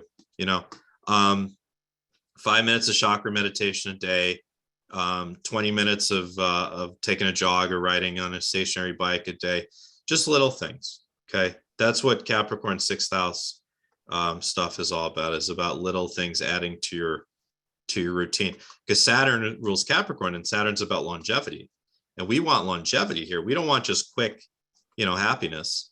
That's why I said balancing out the stuff, the earthy stuff that gives quick happiness, like television, sex, masturbation, marijuana, whatever, like that. It needs to be balanced out, because that's not sustainable. The sustainable higher frequency, really, it comes through feeling loving. I would say the number one thing that helps me with that, nothing even comes, I mentioned music, but this is so far and away more helpful, and music doesn't even come close to this, and how helpful this is my animals, my pets. That's what totally. I can never not be happy and loving when I'm cuddling with my animals, Totally. So have animals, have plants around. Get a pet. Get a cute little dog like Neo. He's being a good boy today, so he's not even in the room. But yes. Yeah, I saw him on one of the other shows. Is he the white dog? He's tan and white, I guess you could say. I remember. He's a good boy. But yes, he's a lifesaver. And actually, our pets, so how cool is this? Our pets, a lot of them are in the last lifetime in the second density. And as we give them more love, like, pets are a lot more human than their like stray counterparts. My dog's from the streets of Brazil, but he was so young when I got him. But in Brazil, the dogs run in packs around the streets, and they're friendly with humans because they get food, but also they're just acting more that instinctual pack mentality, like wolves would in a lot of ways. Where once a dog has a home, now it's going to become more human in a lot of ways, just adapting to you. And as you do that and make them feel loved, like they didn't feel if they were on the streets or didn't have a home, that helps them to grow in their photonic light, so that maybe next lifetime they'll be a human. Seriously. How cool is that? We're training our pets, and not all of them, some of them will come back and be pets again, but they're getting, domesticated animals are right up at the edge, pushing on the upper envelope of the second density and ready to become third density human beings, which is pretty cool. And we're helping them with that. So whatever it is that puts you into higher frequency, and then just being forgiving with yourself. Look, sometimes you're going to get depressed. You also, a lot of people have brain issues, and I'm dead serious, and I'm someone who has had struggled with brain issues my whole life. So taking the right supplements can really help. There's so many different possibilities. This is something that I do help people with, but getting on the right supplements for your brain to balance out your neurotransmitters can do wonders in helping with all this stuff. Because if you're not depressed and anxious and angry as much as you used to be because you had a nutritional deficiency or because you had a brain imbalance, then it's going to really help things along. So that's why I like to pay attention to things on all levels: physical, mental, emotional, and spiritual. They're all tied into one another, and you want to kind of address all of them if you really want to accelerate your ascension. So absolutely, totally agree. And as you know, Robert now has a brain issue, right? So totally understand. And so that's why I don't normally talk about medication per se, but sometimes medication is really helpful, and it's helping him to be more balanced. Yeah, sometimes it's the best choice. Yeah, really. For now, anyways, But sometimes it's also not. It just depends on the situation. Really, completely depends. Absolutely. Yeah, some of my clients, have been on Wellbutrin or Lexapro or whatever, and it's the best thing for them, and I'm thrilled. And then some people, it didn't work. And, then they get off and they try supplements, and the supplements are more effective. It's just, everyone's different. Our genetics are a huge part of this game. And all of us come in with genetic weaknesses and deficiencies. And, genetic cancer is mostly genetic, but it's also epigenetic in the sense that the more toxins that you take in on all levels, the more likely it is to turn on those genes that will turn on the cancer. Those can be emotional toxins too, mental toxins as well. Yeah. But a lot of us are going to have genetic weaknesses. We're going to have health issues that others won't understand, or just we'll have something totally different. But that's all part of it. That's all part of the game here of ascending, is overcoming those genetic weaknesses, or making the best of it. I don't know. Let's say you had one arm. You had one arm. There's not a whole lot you're going to be able to do, other than maybe with advancements in medical technology. Maybe you get a bionic arm if you want one. But someone with one arm, I don't see any reason. I think they probably still would ascend if they wanted to. It's just making the best of your genetic weaknesses, Yeah. So, Absolutely. We've got a special offer packages, right? Yes, we do. Let me get that up. One second. I'm going to share my screen. Okay. And then briefly, if you don't mind, I would like to share just some major astrological events coming this year. And then I know we do need to get to a couple of readings, of course. So. Yeah. So let's do the special offer page. And oh my God, look the changes we've made this time around. Yeah. I think it looks great. I think it's fantastic. I'm going to see if I can move this. Oh, one sec. I just want to move my thing so I can see you all better. 1 second to see the screen. Okay, there we go. So yes, we have 3 packages from Matthew, package A, B, and C. So, and there's a 24-hour special. So please use the code TACS10 to receive the 24-hour special 10% off gift.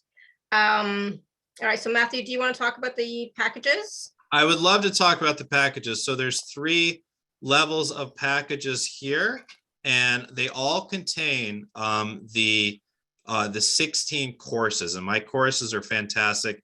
I get great feedback on my courses all the time. It's a $539 value just for all the courses, and we're offering them for $155. Then if you want to work with me one-on-one, you can also do that in package B and C. So just I'll just briefly give you the title and a brief description of each one, and Alara, you can scroll down as I talk. So Intro to Candle and Moon Magic, if you want to learn some witchy stuff, how to do some positive magic using candles. Healing with Colors, Mastery Empowerment course. If you want to learn how to use colors, whether you're a professional healer or you just want to learn to heal others or yourself using colors, you can add colors to pretty much any healing modality that you've already learned, which is really quite amazing.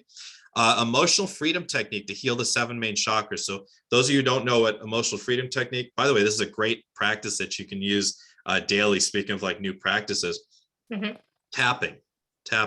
What we tap on certain points, and as we tap on certain points, we're speaking directly to the nervous system. And so I teach you how to create your own tapping sequences in this course. And also we go through tapping sequences for each of the 7 main chakras from the root on up to the crown to heal past life issues, current life issues, and to help those chakras to grow and expand. Really, really cool course. Keep scrolling down.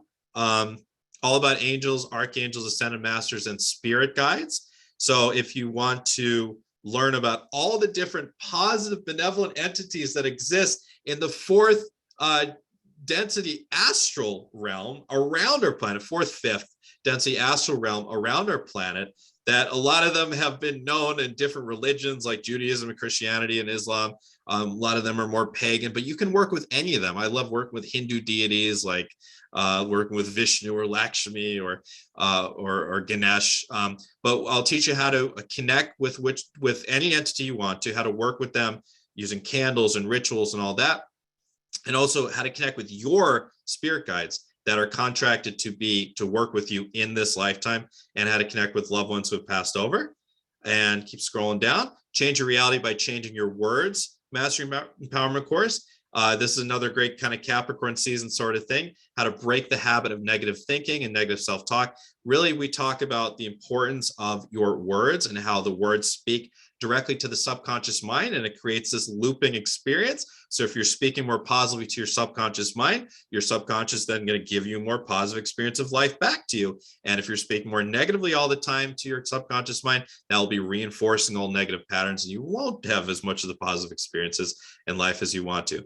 Powerful visualization techniques for ascension, learning to use your third eye. There's so many. You'll see the list here of all the different techniques that I teach: grounding, shielding, purifying, self-energizing, cord cutting, cleaning, sealing the aura, etc. And just practicing with any of these techniques. And some of these can certainly become daily rituals if you'd like. Really helps your third eye chakra itself to grow, and can help your pineal gland actually decalcify by working top down with the pineal gland. That's a really cool one. And keep scrolling down, please. The Human Energy Field 101 Mastery Empowerment course. I talked about this one. I'm going to teach you the structure and function of the chakras and the aura, the T fields, Kundalini energies, Kundalini energy, the 7 layers of the aura, etc.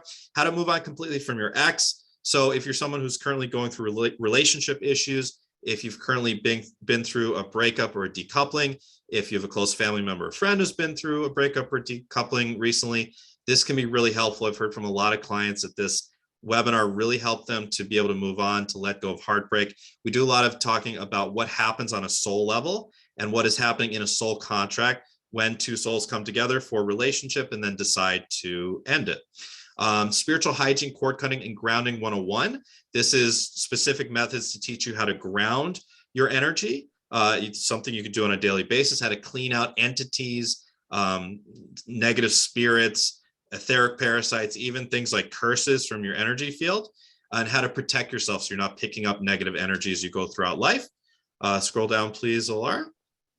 Awakening the Divine Masculine Mastery Empowerment course. Okay, as I said, even though I'm a psychic, I'm very much a left brain thinker, and this helps to teach you this very Capricorn stuff, how to use your logic and intellect to create and craft your life in the highest possible way, using goal setting and using visualization techniques to manifest your future in the present moment. Creating the 5DU Mastery Empowerment course. We do a lot of that work in this course as well.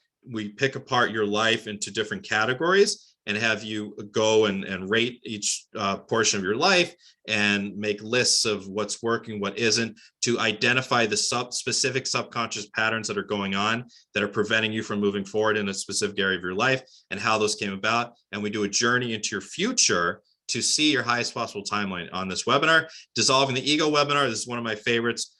There's these 12 energetic activations to dissolve, and it really works, especially if you listen 2 or 3 times, to dissolve negative aspects of ego, like the ego that feels inferior to God or inferior to others, the ego that feels disconnected, the ego that feels hurt or harmed, the ego that is the know-it-all, like all these different aspects of ego that we all carry in one way or another, some more than others. But this webinar will break those down with the energetic activations. Mastering your intuition. Okay, this will help you to learn how to use your specific intuition, also how to use things like tarot cards, dowsing rods, pendulums, etc. Keep scrolling down. Putting the past in the past. This is another one with a lot of energetic activations. We do a bunch of activations to help you to dissolve any of those things that are hanging around your energy field. Like we said, the karmic baggage, deficiencies that come from other lifetimes, we help you to dissolve those. Navigating the dark night of the soul. A lot of you may be in dark night of the soul right now. If you're in one, or you know someone close to you who's in one, this will really, really help you to understand it. And we do a lot of energetic activations to help you get to the other side, perhaps more quickly, hopefully. And deeper level of forgiveness. This is the 5 levels of forgiveness. And we talk a lot about soul contracts and what happens on a soul level between souls when bad things happen on Earth and how it's resolved eventually. You'll also get my guided meditation to meet your spirit guides and activate psychic gifts, and a healing transmission called I Love You Regardless. So that's all $539 value, just $155. 2 and 3 payment options available, 10% off for tonight, tomorrow only. So please jump on this, okay? Package B, if you want to work with me directly, you get all of that plus a 45-minute soul plan reading. I'm going to connect with your spirit guides, my helper guides. I'm going to channel through details about your soul contracts, your relationships, your soul lessons, why certain things happen in the past for you, what to look for in the future, your highest possible timeline, your most likely timeline. And if you have any decisions to be made, or thinking about, oh, should I take this job? Should I move here? Should I change careers? I'll help you with all that. You want to connect with loved ones that have passed over, you want to connect with spirit guides, any questions at all, I should be able to answer for you in the soul plan reading. That's package B. So just $44 more, you get a reading with me. Okay. And if you get in soon, I can get you in definitely in the next, sometime in early February, I can get you in, I believe. I'll have to look at my schedule, but it will book up pretty quickly. So please jump on this, especially if you want to get the 24-hour 10% off deal. And then if you want to really go in, which I definitely recommend, you want to know where you're from in the stars, you want to know if you're a starseed or not, and you want to take a astral hypnosis journey there, or you want to discover your past lives on Earth. So in previous times I've been on this show, we offered one or the other. I wanted to do something fun and different and let people choose this time. So you can choose either the Starseed Discovery session or the past life regression session. And it's the same price for either. So either way, you're going to take a once in a lifetime, amazing bucket list type journey. When I started my spiritual journey, one of the things that was a huge catalyst for me was doing a past life regression.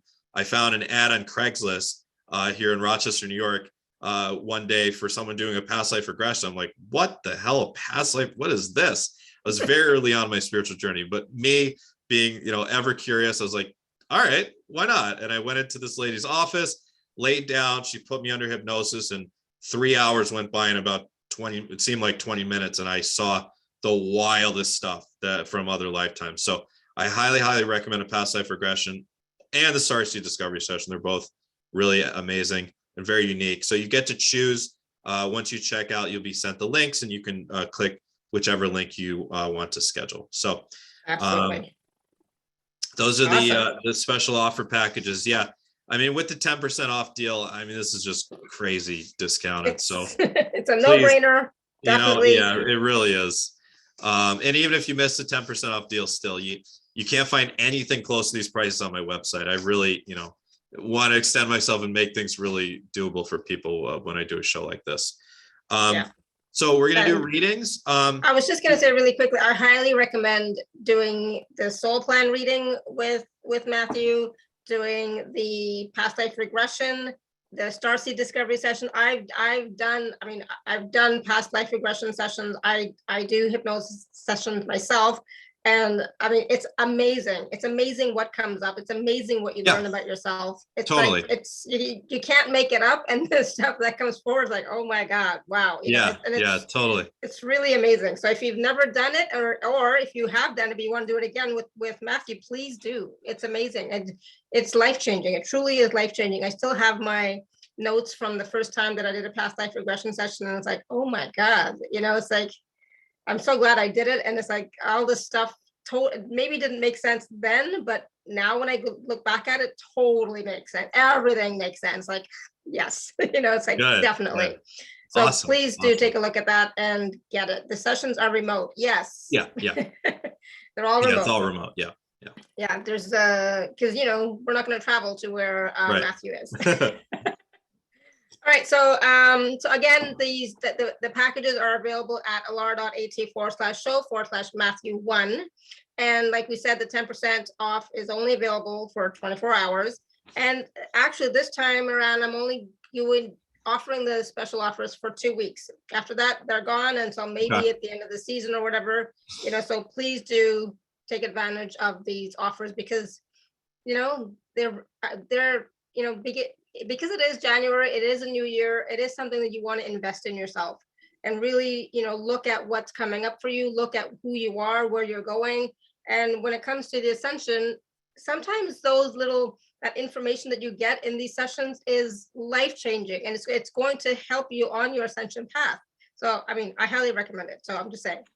Yeah, I would agree with everything you just said. I think they're amazing. All right, so we want to take some questions, right? So yeah, we do want to do some readings. I did promise that I would talk a little bit about 2022 astrology, so I'll leave it up to you. Do you want to we could do one reading and then I could go back to this, or I could do this now and then we could totally up to you, whatever you want. Okay, well let's just this way, once I get into reading mode, I don't have to go back to teaching mode. So let me just talk about the 2022 astrology real quick. So 2022 is a 6-year in numerology. Okay, we got through the 5 year of 2021, which was change. Now it's time to come home. to love, harmony, materialism, nurturing. Those are all. So the sixth theme of materialism is going to really play out. That's like the Taurus energies, which we're seeing with the lunar nodes having entered the Taurus Scorpio polarity. I'll talk about in a second. But other aspects of six are basically feminine, nurturing, harmony, and love. So on a spiritual level, it's going to be a more harmonious year. It's very likely this year is the end of the pandemic as we know it. It will go into an endemic stage, but this is the end of the pandemic. But the economic issues on the planet now are going to become a huge issue. So as I said, the lunar nodes have entered the Taurus Scorpio polarity. What is the Taurus Scorpio polarity about? It's about money, the material world. It's also about the occult. It's about spirituality. It's about sexuality, all that. And it's transformation, deep transformation. Scorpio is ruled by Pluto, which is about deep, life-changing transformation. Pluto is a very important figure in the astrology coming up. Pluto's making its transition very soon to Aquarius. Pluto's been traveling through Capricorn since 2008. It will dip briefly into Aquarius in January 2023. It'll go back into Capricorn, and then in January 2024 on, it is now fully in Aquarius. That is going to be a very tumultuous time on this planet. We have the 2024 election cycle in the United States, which is going to be a shit show. And then we've got between now and 2024, Pluto came into Capricorn around 2008. And what happened? We experienced financial crashes around the planet with the housing market bubble and a lot of big banks going under, inflation. 2008 was a recession. 2008 through 2010 was a recession. Then from 2011 through 2021, the stock markets in the United States just straight up, crazy, straight up. So much money was made, especially by rich people over the past 10 years, while poor people got poorer and poorer and poorer as the dollar is less valued. Minimum wage did not follow along, with the rate of inflation, and just everything. The cost of living has become higher and higher and higher over the past 10 years. So that is going to get worse, very likely, when the stock markets inevitably crash. There was more money pumped into the monetary system in the United States, actually, well, around the world, from central banks over the past 3 years than the 40 years before that. Just an insane number. An insane amount of just monopoly money was basically pumped into financial systems all over the planet for pandemic relief programs, and also to artificially prop up markets. I mean, that's why we've seen the housing market in the United States just go crazy. This is coming to an end because we've got Pluto making its return in the United States' birth chart. The United States was born July 4th, 1776, with 27 degrees approximately of Capricorn, Pluto being 27 degrees of Capricorn. Well, wouldn't you know it, right now, it'll be exact in about a month from now, February 18th, we're at that exact same point again. The riots of January 6th in the United States were kind of an early indication of the chaos that the Pluto return in the United States is likely to cause. And I would anticipate anything is on the table as far as just craziness. I think this summer we could see, similar to 2020 with the George Floyd riots, some reason for people to be taking to the streets. I would be really surprised if by the end of 2021 we didn't see the S&P correct by like 30%. And none of this is even close to financial advice. I'm just an astrologer. I don't know what the hell I'm talking about. But I really think that we're in for a huge correction in the markets, kind of like what we saw in March 2020 at the beginning of the pandemic. But it may not recover quickly. We may go into an extended bear market. And cryptocurrency markets tend to follow the traditional stock markets as well, at least initially. So be careful with investments is kind of what I've been doing, and what what you might want to think about. Look, the US dollar isn't going anywhere. Fiat money isn't going anywhere. There's talk now of central bank digital currency, CBDCs, coming out, the Fed buck, or whatever they're calling the Fed dollar. that are based on a blockchain system, probably on the Ethereum chain, that may become a reality. Who knows, as soon as like 2023, 2024, but it still will be based on some sort of fiat system. So fiat money isn't going anywhere as far as I'm concerned, at least anytime soon. That could change over the decade to come. But initially, I think what we're seeing with Pluto, and it's going to be exalted as it's in, especially in the last degree of Capricorn coming up here in the USA Pluto return, is just a worldwide recession, a worldwide economic crash. Some countries will get hit much harder than others, I do believe. But it will be kind of like a domino effect that could start in the United States markets. And I think I would be surprised if it didn't start this summer. It's certainly possible it won't, because of how much money is artificially propping up the markets right now. It kind of has this momentum with it of it can just, they want it, the rich people want it to keep on going and going so they can make as much money as they can now before it inevitably crashes. So it is possible it doesn't crash this year, but with the USA Pluto return coming exact, I just get the feeling that it will, and especially with the eclipses being in Scorpio Taurus now, whereas in the past year and a half they've been in Gemini Sagittarius, which is very appropriate for a virus because Gemini being an air sign and Sagittarius being about international affairs, right? So we have the eclipses will be on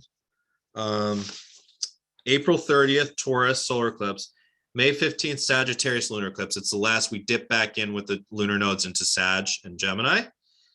October 25th, solar eclipse in Scorpio. Whoa, that's going to be a big thing. And November 8th, lunar eclipse in Taurus. So this is all financial stuff and also transformation, also scandals. Pluto's in charge of scandals. Expect crazy scandals this year.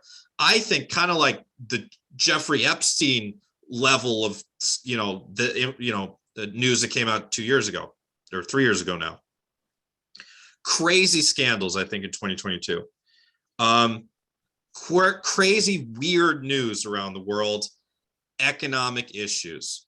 And for something causing people to take to the streets, it's been a lot of people taking the streets in Australia and New Zealand and other countries because of mandates. And those may continue to be an issue going into the fall, where countries don't want to relinquish the power. Once they get the power of control over the people, they don't really want to let go of it too easily. And that could be a clashing where they could still say, even as an endemic illness, it's enough to require, the jabs in certain countries, not all countries. But I believe economic issues will come to the forefront. There will be a lot of things taking to the streets just in response to people losing their money and the inflation, the economic system just starting to crash here around the world. If that stuff doesn't happen this summer, it'll probably happen next year in 2023 when Pluto starts to dip into Capricorn, into Aquarius. But I think it's going to happen this year. Jupiter in Pisces, though, on the other hand, is a beautiful time. The last time Jupiter in Pisces was in May, June 2021. That's when in the United States, the alpha wave of COVID was pretty much over. And that was before Delta hit. And that was when everything was open and everyone was happy, because it seemed like it was kind of over for a little bit. Then as soon as Jupiter dipped back into Aquarius, all hell broke loose with the pandemic again. Jupiter is now dipped into Pisces, and that will accelerate at the end of the pandemic over the next 3 months here. And then in the summertime, Jupiter spends a few months in Aries, which is a very violent energy, which is, again, could be protests in the street, could also be literal volcanic eruptions or earthquakes or things like that around the planet. I just would expect the unexpected in 2022. I would expect it to be as crazy of a year as 2021 and 2020.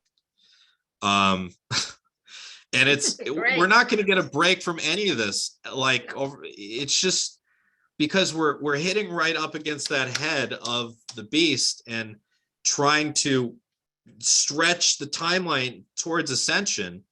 So everything, the energy just has to get mixed up around the planet. And that's what Pluto does. The last degree of a sign and the first degree of a sign are going to be exalted. When Pluto's in the last degree of Capricorn, as is until, it starts going Aquarius in 2024 full time, it's going to be more powerful. And in the first degree of Aquarius, it'll also be more powerful. A planet likes to make its mark as it leaves a sign, the last degree, 29 degrees to 0. And it wants to make its mark in the new sign from 0 degrees to 1. Then it kind of gets more used to being in the sign and things can calm down a bit. So think of it like a bookend. Pluto came into Capricorn 2008, financial crash. It's leaving Capricorn 2023, 2024, likely the same, probably worse though. None of this is guaranteed. No one can really predict the future. I just do see with the Scorpio, Taurus polarity and Pluto that the next 2 years here, the finances and economics of the planet will be the biggest issue, rather than over the past 2 years, it was the virus. Now it'll shift into being economics. Okay, cool. Good to know. It's good to know to be prepared and to be aware of what's happening so that we can stay on top of it, right? Well, practically speaking, it doesn't really change much because if you survived 2021 and 2020, and a lot of people didn't, we all know people that died of COVID. Most of us do. If you survived, well, you'll probably survive 2022, whatever happens. And the more you're on the ascending frequency, it's more likely your experience of it will be much easier and more gentle. Because we are attracting mechanisms, and your consciousness, your subconscious patterning, your guides, all of that will tend to put you in places where you're going to kind of get the experience that your frequency is attracting. And if you're operating at a very high frequency or a pretty high frequency most of the time, whatever's happening on the planet, the craziness on the news, it probably will leave you be for the most part.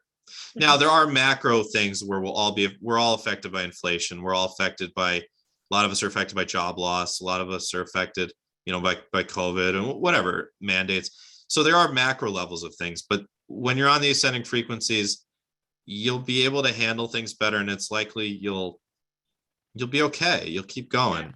And that's where we see that dichotomy that separation.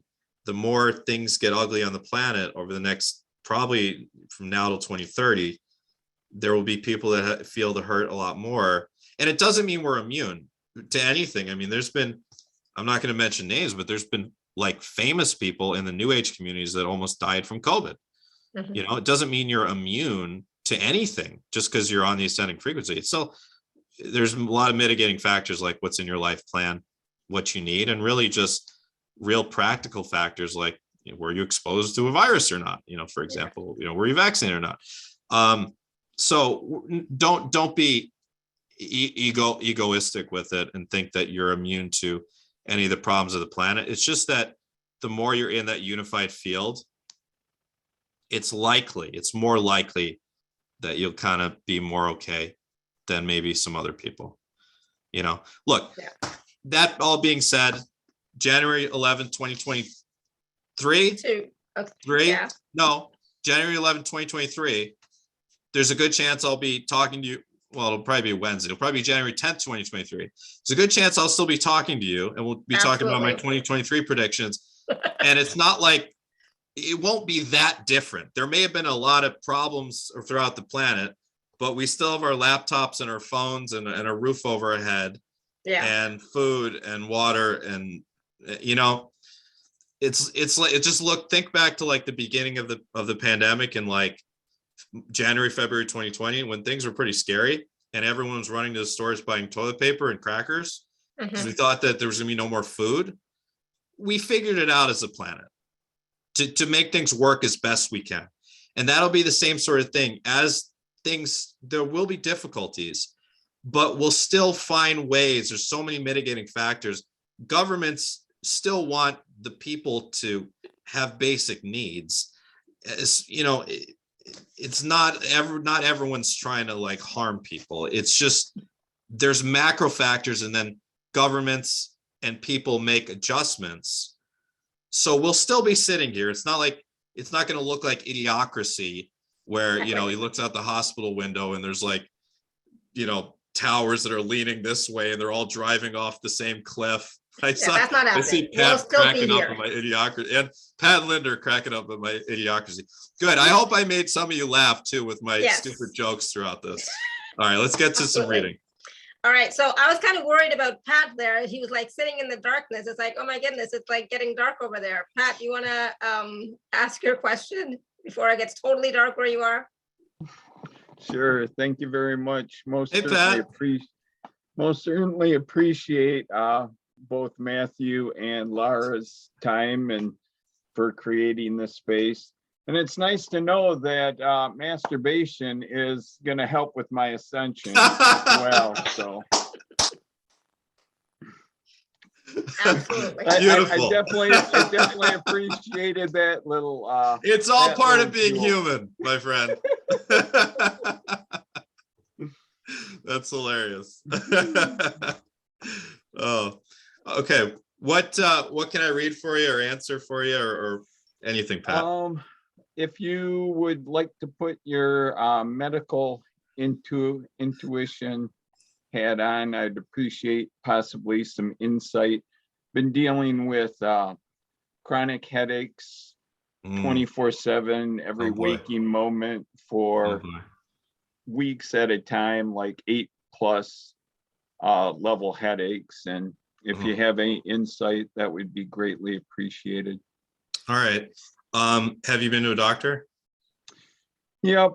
Numerous tests, cerebral angiograms, possible aneurysm that's just so small that it's not all that probable. I don't think that it would be something like that. It may be leaky gut leading to leaky brain, possibly. Which could be a possibility, maybe a gluten issue with the gut that I'm kind of going into the functional medicine arena rabbit hole. Did you get an MRI? Yep, I've had MRIs and MRAs. Yeah. And nothing abnormal at all. No.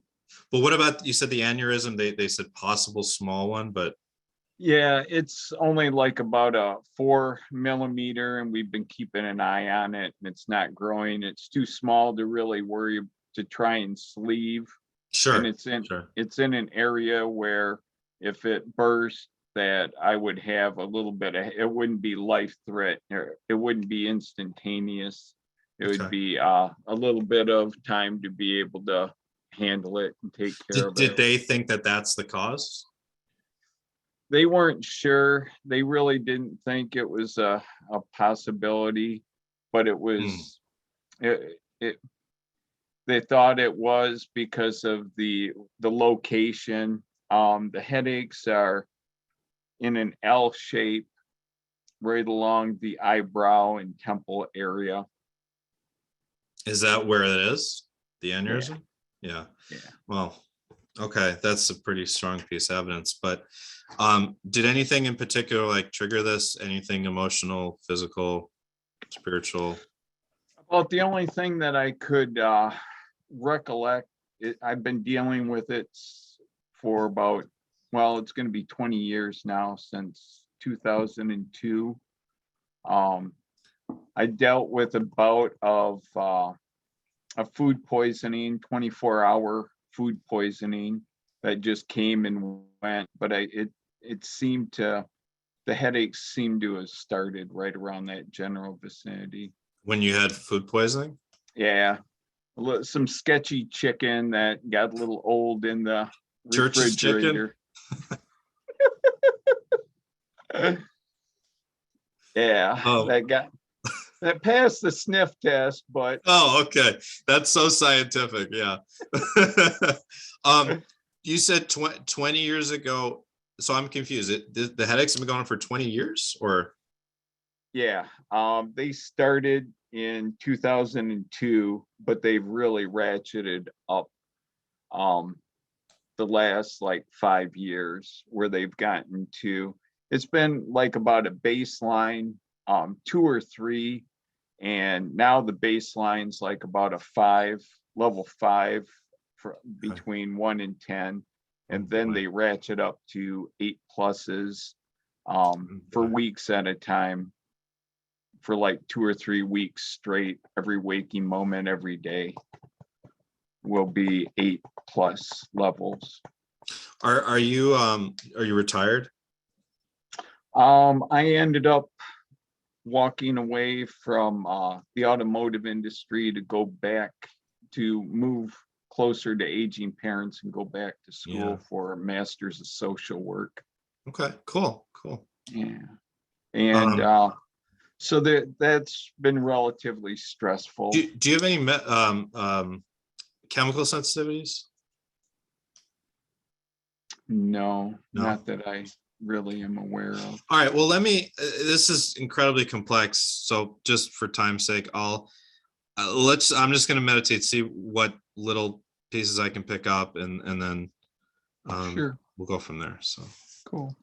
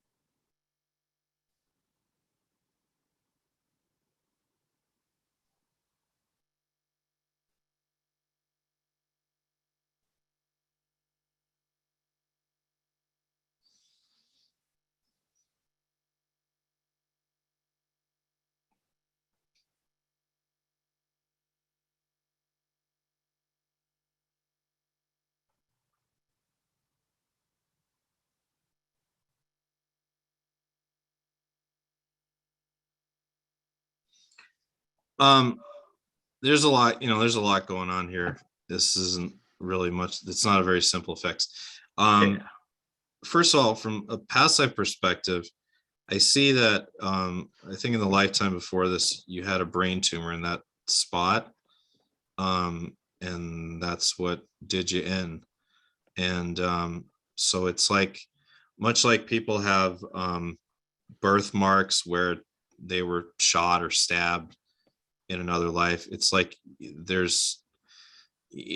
didn't get solved, not that there's much you could do, but you can't do much about a brain tumor.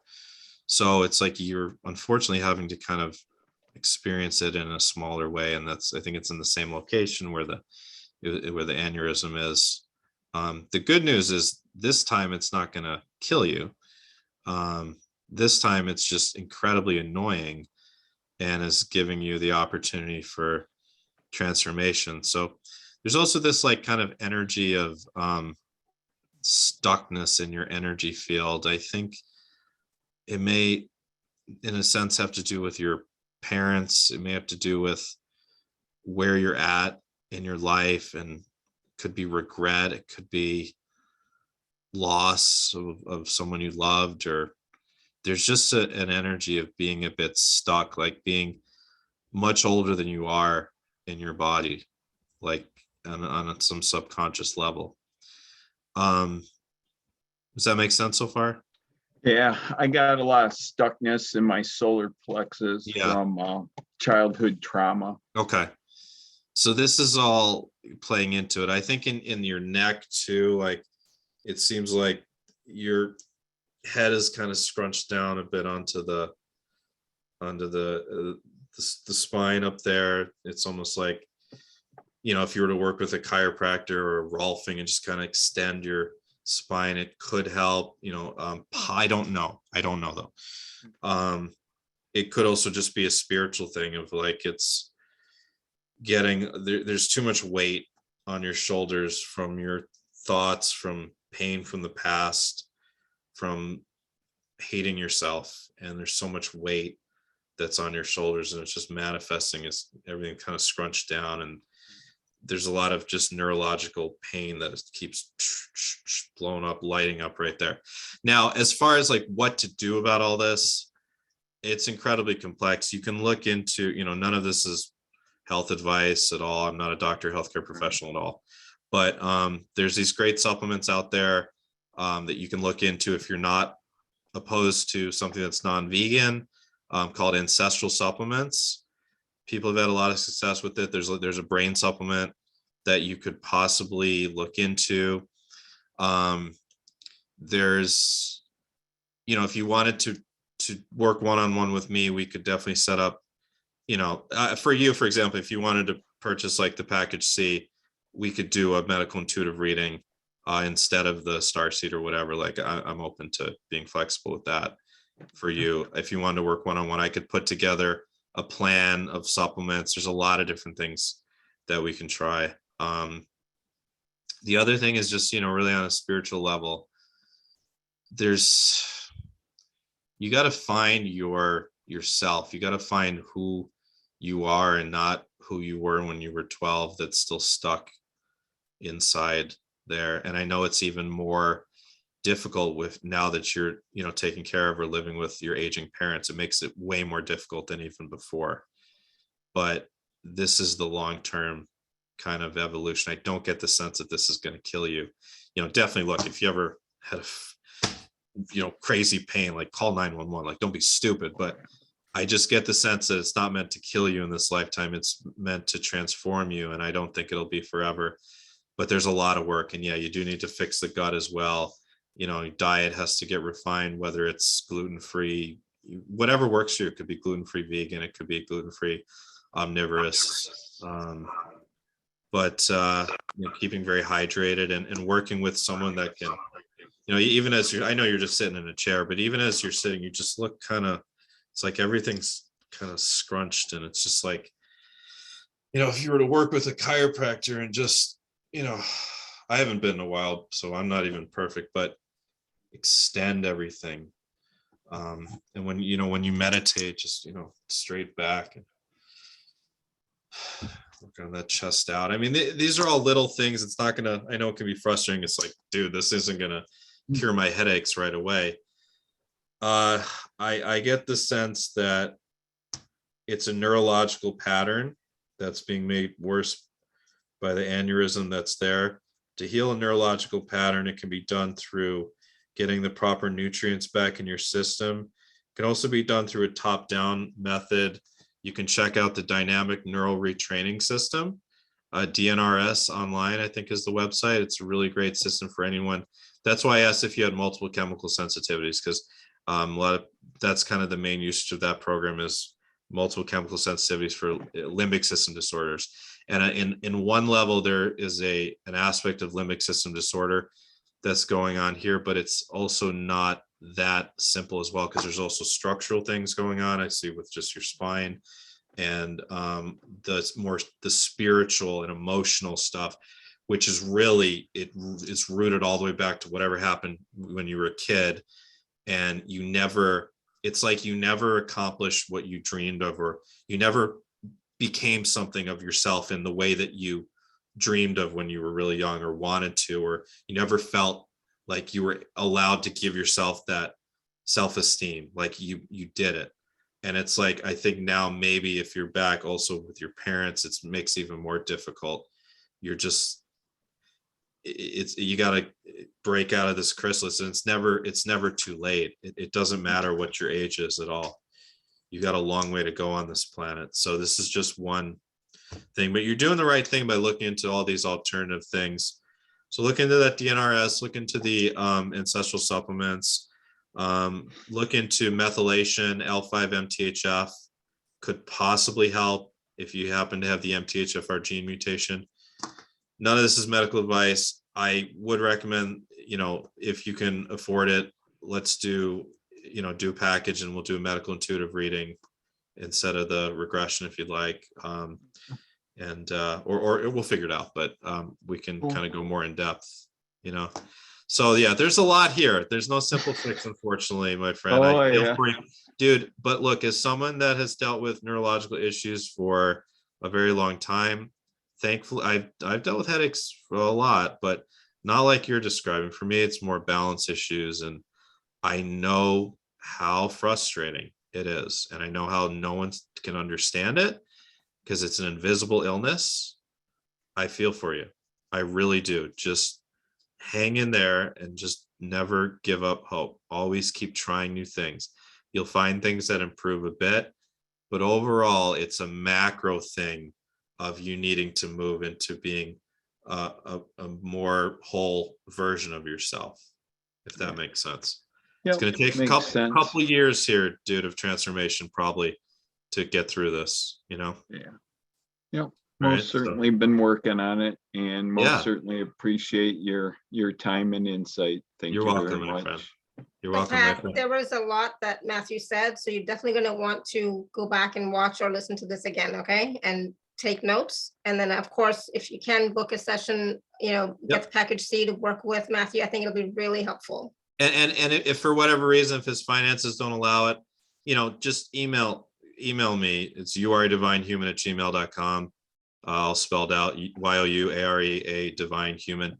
And just any questions, I'll do what I can. If you can't afford something, I'll give you some advice here and there.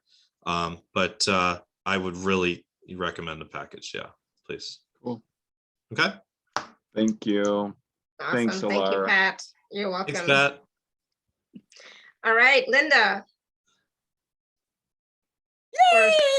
Thank you. Hi, Linda. You had to wait a while, but 2 years to talk to you. 2 years. Oh my God. Yes, I have tried over and over and over again to be on her show. Oh, really? Because I've wanted to talk to you for so long, because I'm like, my blood type is like A negative, and so I know I'm from someplace, but I don't know where.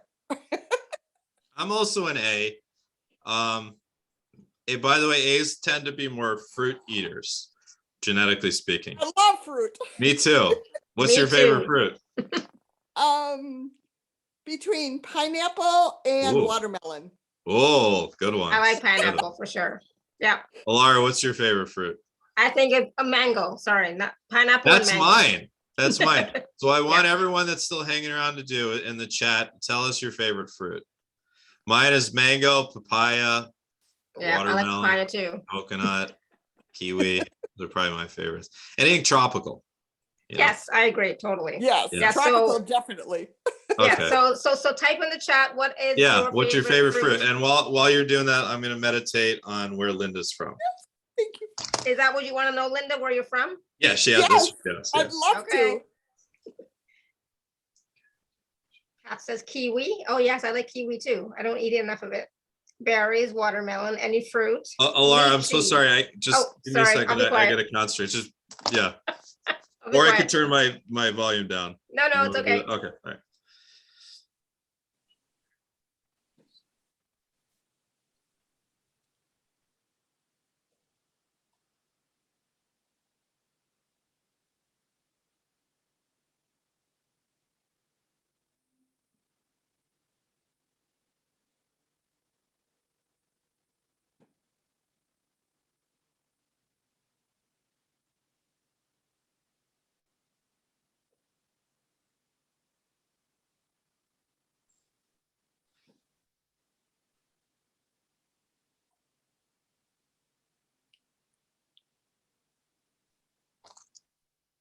Yeah, so Linda, you're not one that's as simple or easy as like Arcturian or Syrian or Pleiadian. You're not as simple as Alara or I. I see you being from the Horseshoe Galaxy.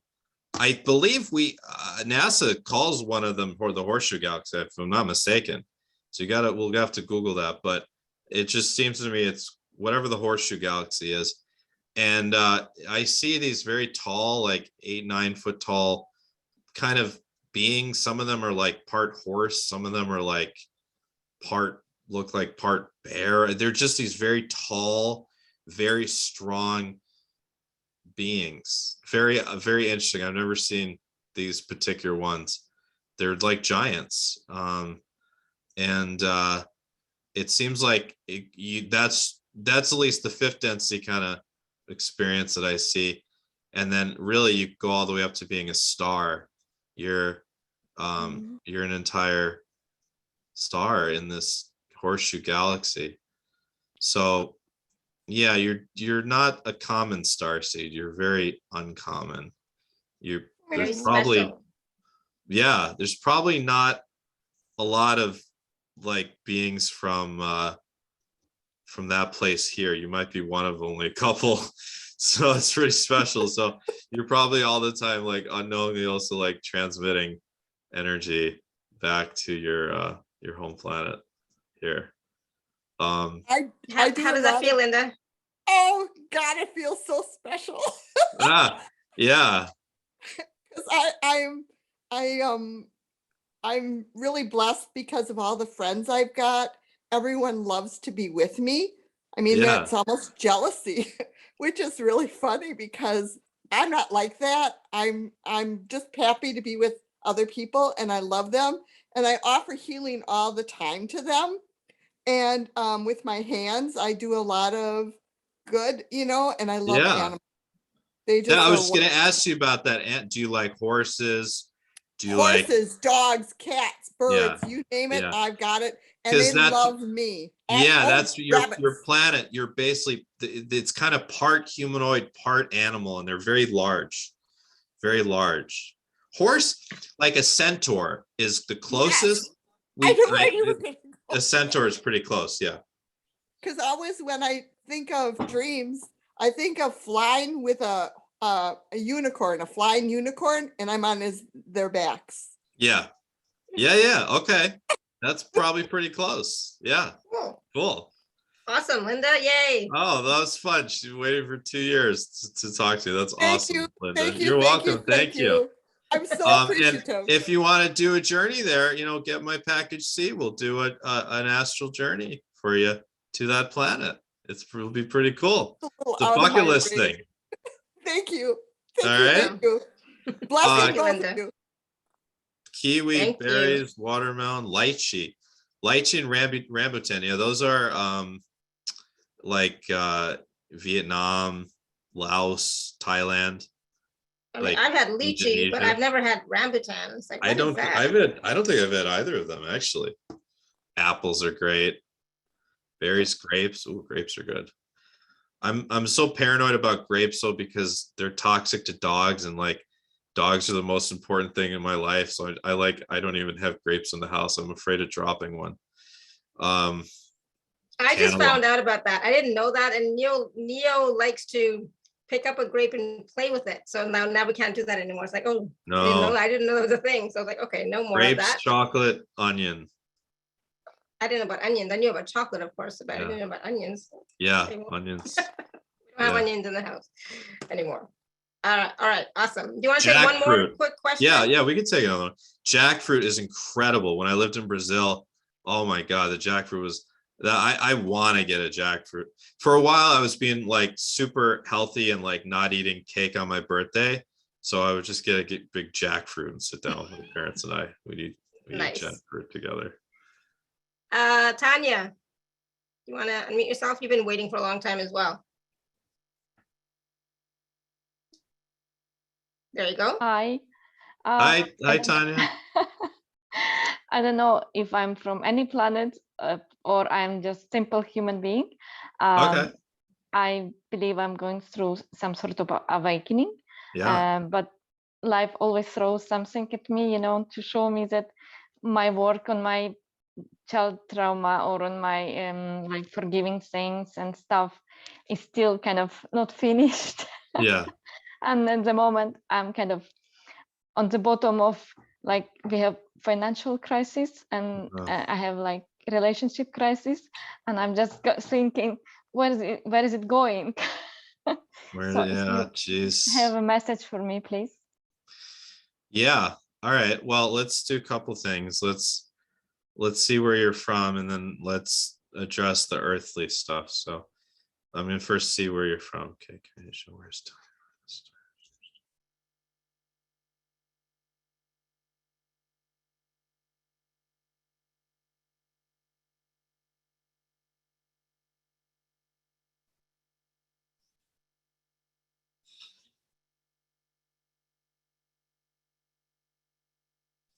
So you're from the Andromeda galaxy, like myself, and like I believe Alara, if I'm not mistaken. Yes, you're from the Andromeda galaxy, like so many starseeds are. That's the galaxy next door that the Milky Way and the Andromeda are on this very slow collision course. And you're at the very highest level of sixth density planetary consciousness, a planetary sphere in the Andromeda galaxy. And then you've had experiences in this galaxy, though. It looks like in Orion's belt and in the Lyran star system. So that's your starseed Thank you. stuff. Let's see what's gonna. Do you mind if I use the tarot cards for fun? Sure. Okay. Let's see what's coming for you in 2022 with all this turmoil going through. Yeah. It's most like the outcome for all this for Tanya. 2022. It's almost like the outcome for Tanya.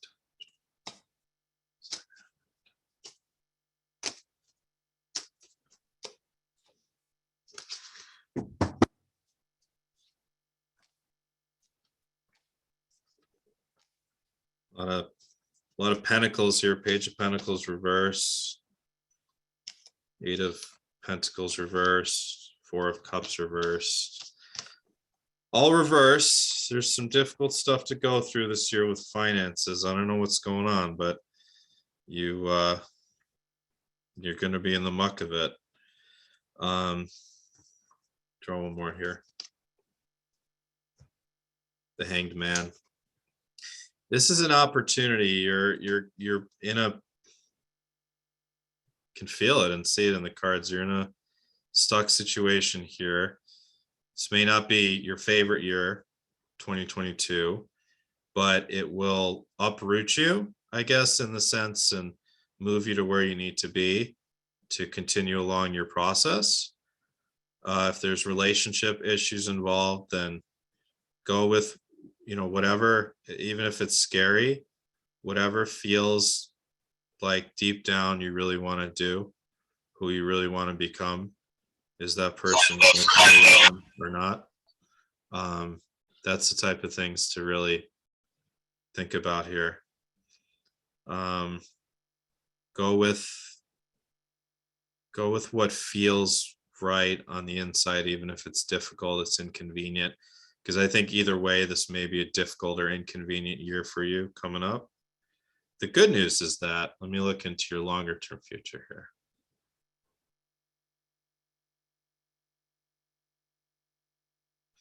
The good news is that you're really on the verge of everything changing. You're on the verge of either a brand new career or a, and I don't know, Laura, why I'm seeing another person here. If I turn off their video, maybe. I'm seeing Celeste instead of Tanya.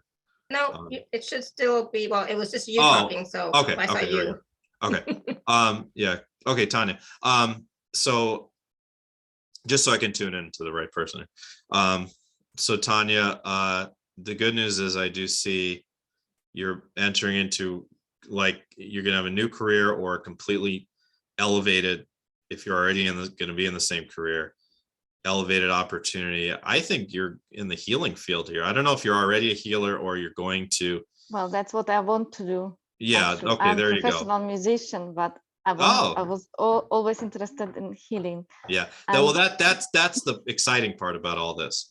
All this, like, the Capricorn stuff, the relationship stuff and the money stuff, the turmoil that this is causing you is creating the gateway for you to be you in a way you haven't been in a long time, and to create a career here as a healer. So 2022 may not be your favorite year, but 2023 is going to be the best year in a very long time for you. And you're really going to be probably in a pretty different place for one reason or another. So just, you gotta get through this. You gotta just hang on, make logical decisions, but also whatever intuitively feels on the inside, like you want to go long-term, trust that and start to go with that. But yeah, I just decided to surrender this time, not to get nervous. And that is part of the Hangman card. The Hangman card is certainly surrendered. Just surrender and just expect universe to solve it, you know, to sort it out. Sort it out. At the same time, you know, you will be called, you know, at some points to take action. And when you do, be courageous, you know. Yeah, thank you. So, thank you very much. I know we were very general because you didn't really explain what was going on, which is good because we're kind of out of time here. But you know, if you want to get package B or package C, we can go much more in depth and I can be much more detailed. Okay. I was just kind of giving you the broad strokes of what's going on energetically. So thanks a lot. Thank you, Alara. Thanks, Tanya. All right, you're welcome. Thank you, Tanya. And and that's the thing, when you have a lot of change happening, a lot of chaos in your life, like everything is uprooted and everything is changing, you might be in that dark night of the soul, and that is when it is time for you to surrender, but also at the same time really tap into what you want, like really tap into your heart and what do I want truly. Yes, and you still take action. Because at that point when you're in that dark night, it's like, well, I'm already in this shitstorm anyways, so it's like, screw it, I might as well just do what I've been wanting to do deep down. It's the universe giving you that opportunity, because maybe otherwise you wouldn't have really gone with it. You would have just stayed complacent, essentially. Yeah. And that's the universe saying, wake up. This is your time to choose what's right for you. Yes. Yeah. So that is the sign from the universe for sure. Yeah. Thank you. You're welcome. But then it is up to us to take those actions, Yes. really choose from our heart space, from the higher vibration the best we can. Instead of from fear, choose from love for ourselves, right? Yeah, a lot of times the fearful route will perpetuate the complacency because it's what we know. Yeah. So don't go into fear, but the go more into courageous trust. Route might be what's the intuition. Yeah. It's really what's your heart saying? So if your heart is saying, I want to be a healer, then then it's like, all right, what's the next step? What do I need to do to become the healer that I want to be, etc. And use music in your healing. I mean, don't discount, don't throw it out just because I used to do that. No, it's like, use it, and it's a gift. So good idea. Thank you. All right, you're welcome. Thank you. That's why I try to be funny. I've always been funny. And so why throw that away? Exactly. Why throw it away? Use all of you, right? So right. Being a musician is who you are as well, right? So use that gift as well of who you are in your next. It's kind of like your next iteration of yourself. So your next best version of yourself is wanting to show up now. Does that make sense? Exactly where she's at. Yeah. Sure. Yeah. Exactly. Thank you. So yay! Awesome. Yay! It'll be a portal year for her. The Hangman is very appropriate for the theme of this year for her. It's a portal year, and then 2023, when she's really spit out the other side, she's gonna be very different and much happier, more content. I hope. So keep focusing on the vision of 2023. Don't get stuck in the mire and the fear of 2022. Okay. Okay. Focus on what you want. You're welcome. Celeste wanted to know what Tanya's instrument is. Yeah. What is? I play violin. Oh, nice. Beautiful. Violin. Yeah. So I actually like Mozart. Nice. Me too. I like Mozart. I love Mozart. No, I wasn't talking anything about Mozart. I love classical music. Yeah. No, it doesn't mean that Vivaldi. I don't like pop music. I like pop music as well, but I think Mozart is something from different dimension. I love classical. I do. Yeah, I agree totally. Yeah. And so Brenda says, I definitely see Tanya healing with her music. Yeah. Oh, thank you. Yeah. So cool. Thank you. Just embrace everything. Okay. I will. Thank you. Yeah. Awesome. Thanks a lot. You're welcome. Tanya. Thank you. It's highly vibrational music. Yeah, Mozart, classical music is highly vibrational music. You know, if you can, listen to it more often, because it will shift the energy in your space. It'll shift the energy in your aura and your field as well. So yes, Yeah. definitely. And on YouTube, you can type in 432 hertz classical music, Perfect. where they actually slow it down to the, 432 hertz is the natural frequency of sound. Whereas like pop music is what's 440, right? It's artificially tuned up. Tanya, you know, right? Yeah, Yeah. I know about this stuff. 440, is it 440 where pop music is at? And it's 432 is the natural frequency, right? Yeah. So you can turn it, it's I cool read on about YouTube, it. 432 hertz. And it Yeah. really feels very good and opening to the heart. Okay. So stay in your heart space. And this is for everybody. Stay in your heart space this year, right? Stay in trust, stay in love, stay in the highest vision of you and your life. And have fun and laugh and be silly. Well, that's despite what what's I'm going doing. on in the world. Yeah, exactly. Awesome. Keep myself joyful. Yeah. Yes, absolutely. Have plants and animals around you if you can too. Oh, I do. Good. Good. Awesome. Thank you, Tanya. Thank you, and bye. Thank you. Yeah, thank you. Awesome. All right. So where are we at? We did so much on this call today. Yeah, the only thing I suggested we do like a grid work for 111, but we've gone almost 3 hours, so I'll leave it up to you. Yeah, exactly. It's like, I think we're done for today, right? Okay, Everybody? that's what it's whatever you want. Yeah, I'm okay either way. Yeah. Okay. Because it's like almost midnight here. Oh, okay. Yeah, go get some rest. Well, look, at 111, if people want to do grid work, just But go we ahead. can take 5 minutes to do that. That's fine. I mean, it doesn't take You long. sure? Yeah, go ahead. I think All it'll be good for everybody. Okay, go ahead and take a nice deep breath.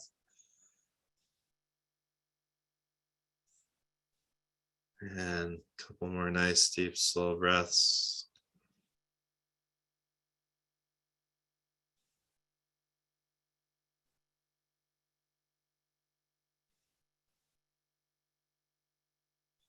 Let's start by opening ourselves up to the light.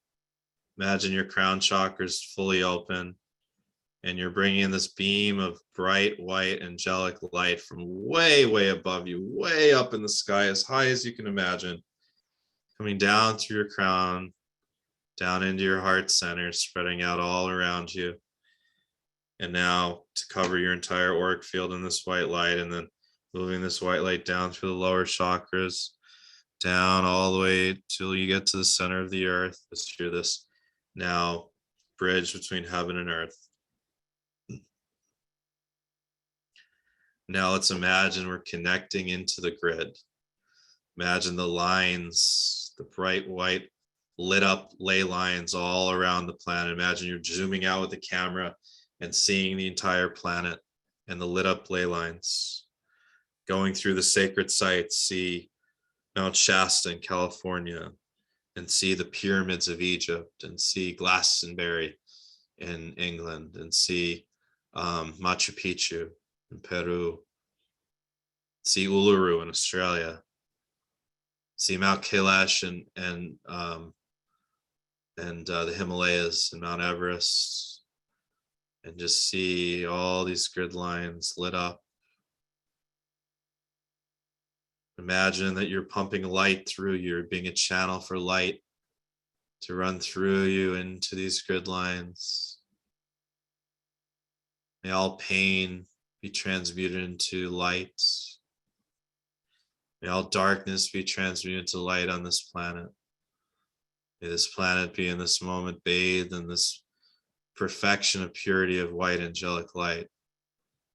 This high vibrational white light being pumped like receiving, like you're getting something pumped into your bloodstream through an IV. We're pumping this white light in through the grid, through all of the ley lines throughout the planet, all North America and through South America and through Africa and Asia, Australia, New Zealand, the polar caps, Antarctica, all around the planet, seeping down and under the surface into the inner earth, into Agartha, and all the other stuff in the earth.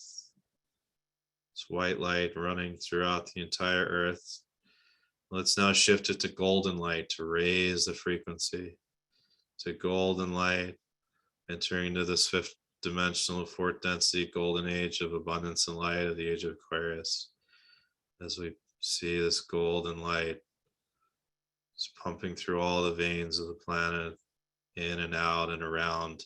We see this golden shield of light, sheer of light around the actual planet itself, covering the astral plane of the planet, just in and out, this golden light shimmering, glowing throughout the planet. And imagine all the other star seeds and light workers in all countries around the world as these like lighting up, like you're seeing the entire world light up at night with the lights were turned off. Now they're turning back on, and everyone connected into this unity grid. And on 111, we speak or think of the ascension frequency, which is simply 11111111111111111, and it just keeps going 1111111111111. That's the ascension frequency 11111111111. So we're pumping that into the grid and also accepting that and into our individuated consciousnesses here. Feeling this unity consciousness and just visualizing what we want for the planet. Visualizing what we want eventually. We're seeing a planet clean air, clean water, no pollution, and everyone living in perfect abundance and harmony and happiness and joy and self and autonomy on this planet. We don't know when this will manifest, but we're visualizing it and making it manifest, and we'll get there. And may it be so. May all beings be abundant. May all beings be safe. May all beings be blessed and healed. May all beings be in the light on this planet. And so it is. So it is done, and so it is done, and so it is done. Ground yourself. Just see these grounding roots from the bottoms of your feet, out your toes, and down into the earth. And see a big grounding cord from your bottom of your chakra system down to the center of the earth, connecting in deeply. Okay.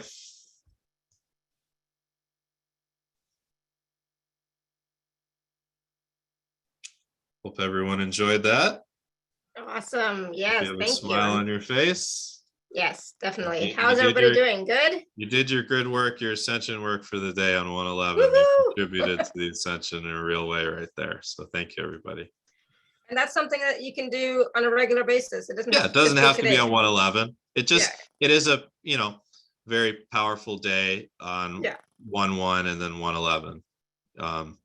Because that's that frequency, the ones. Beautiful. So. Thank you. Woo. That was nice. I'm glad we did it. Good. Yeah, it was good. Awesome.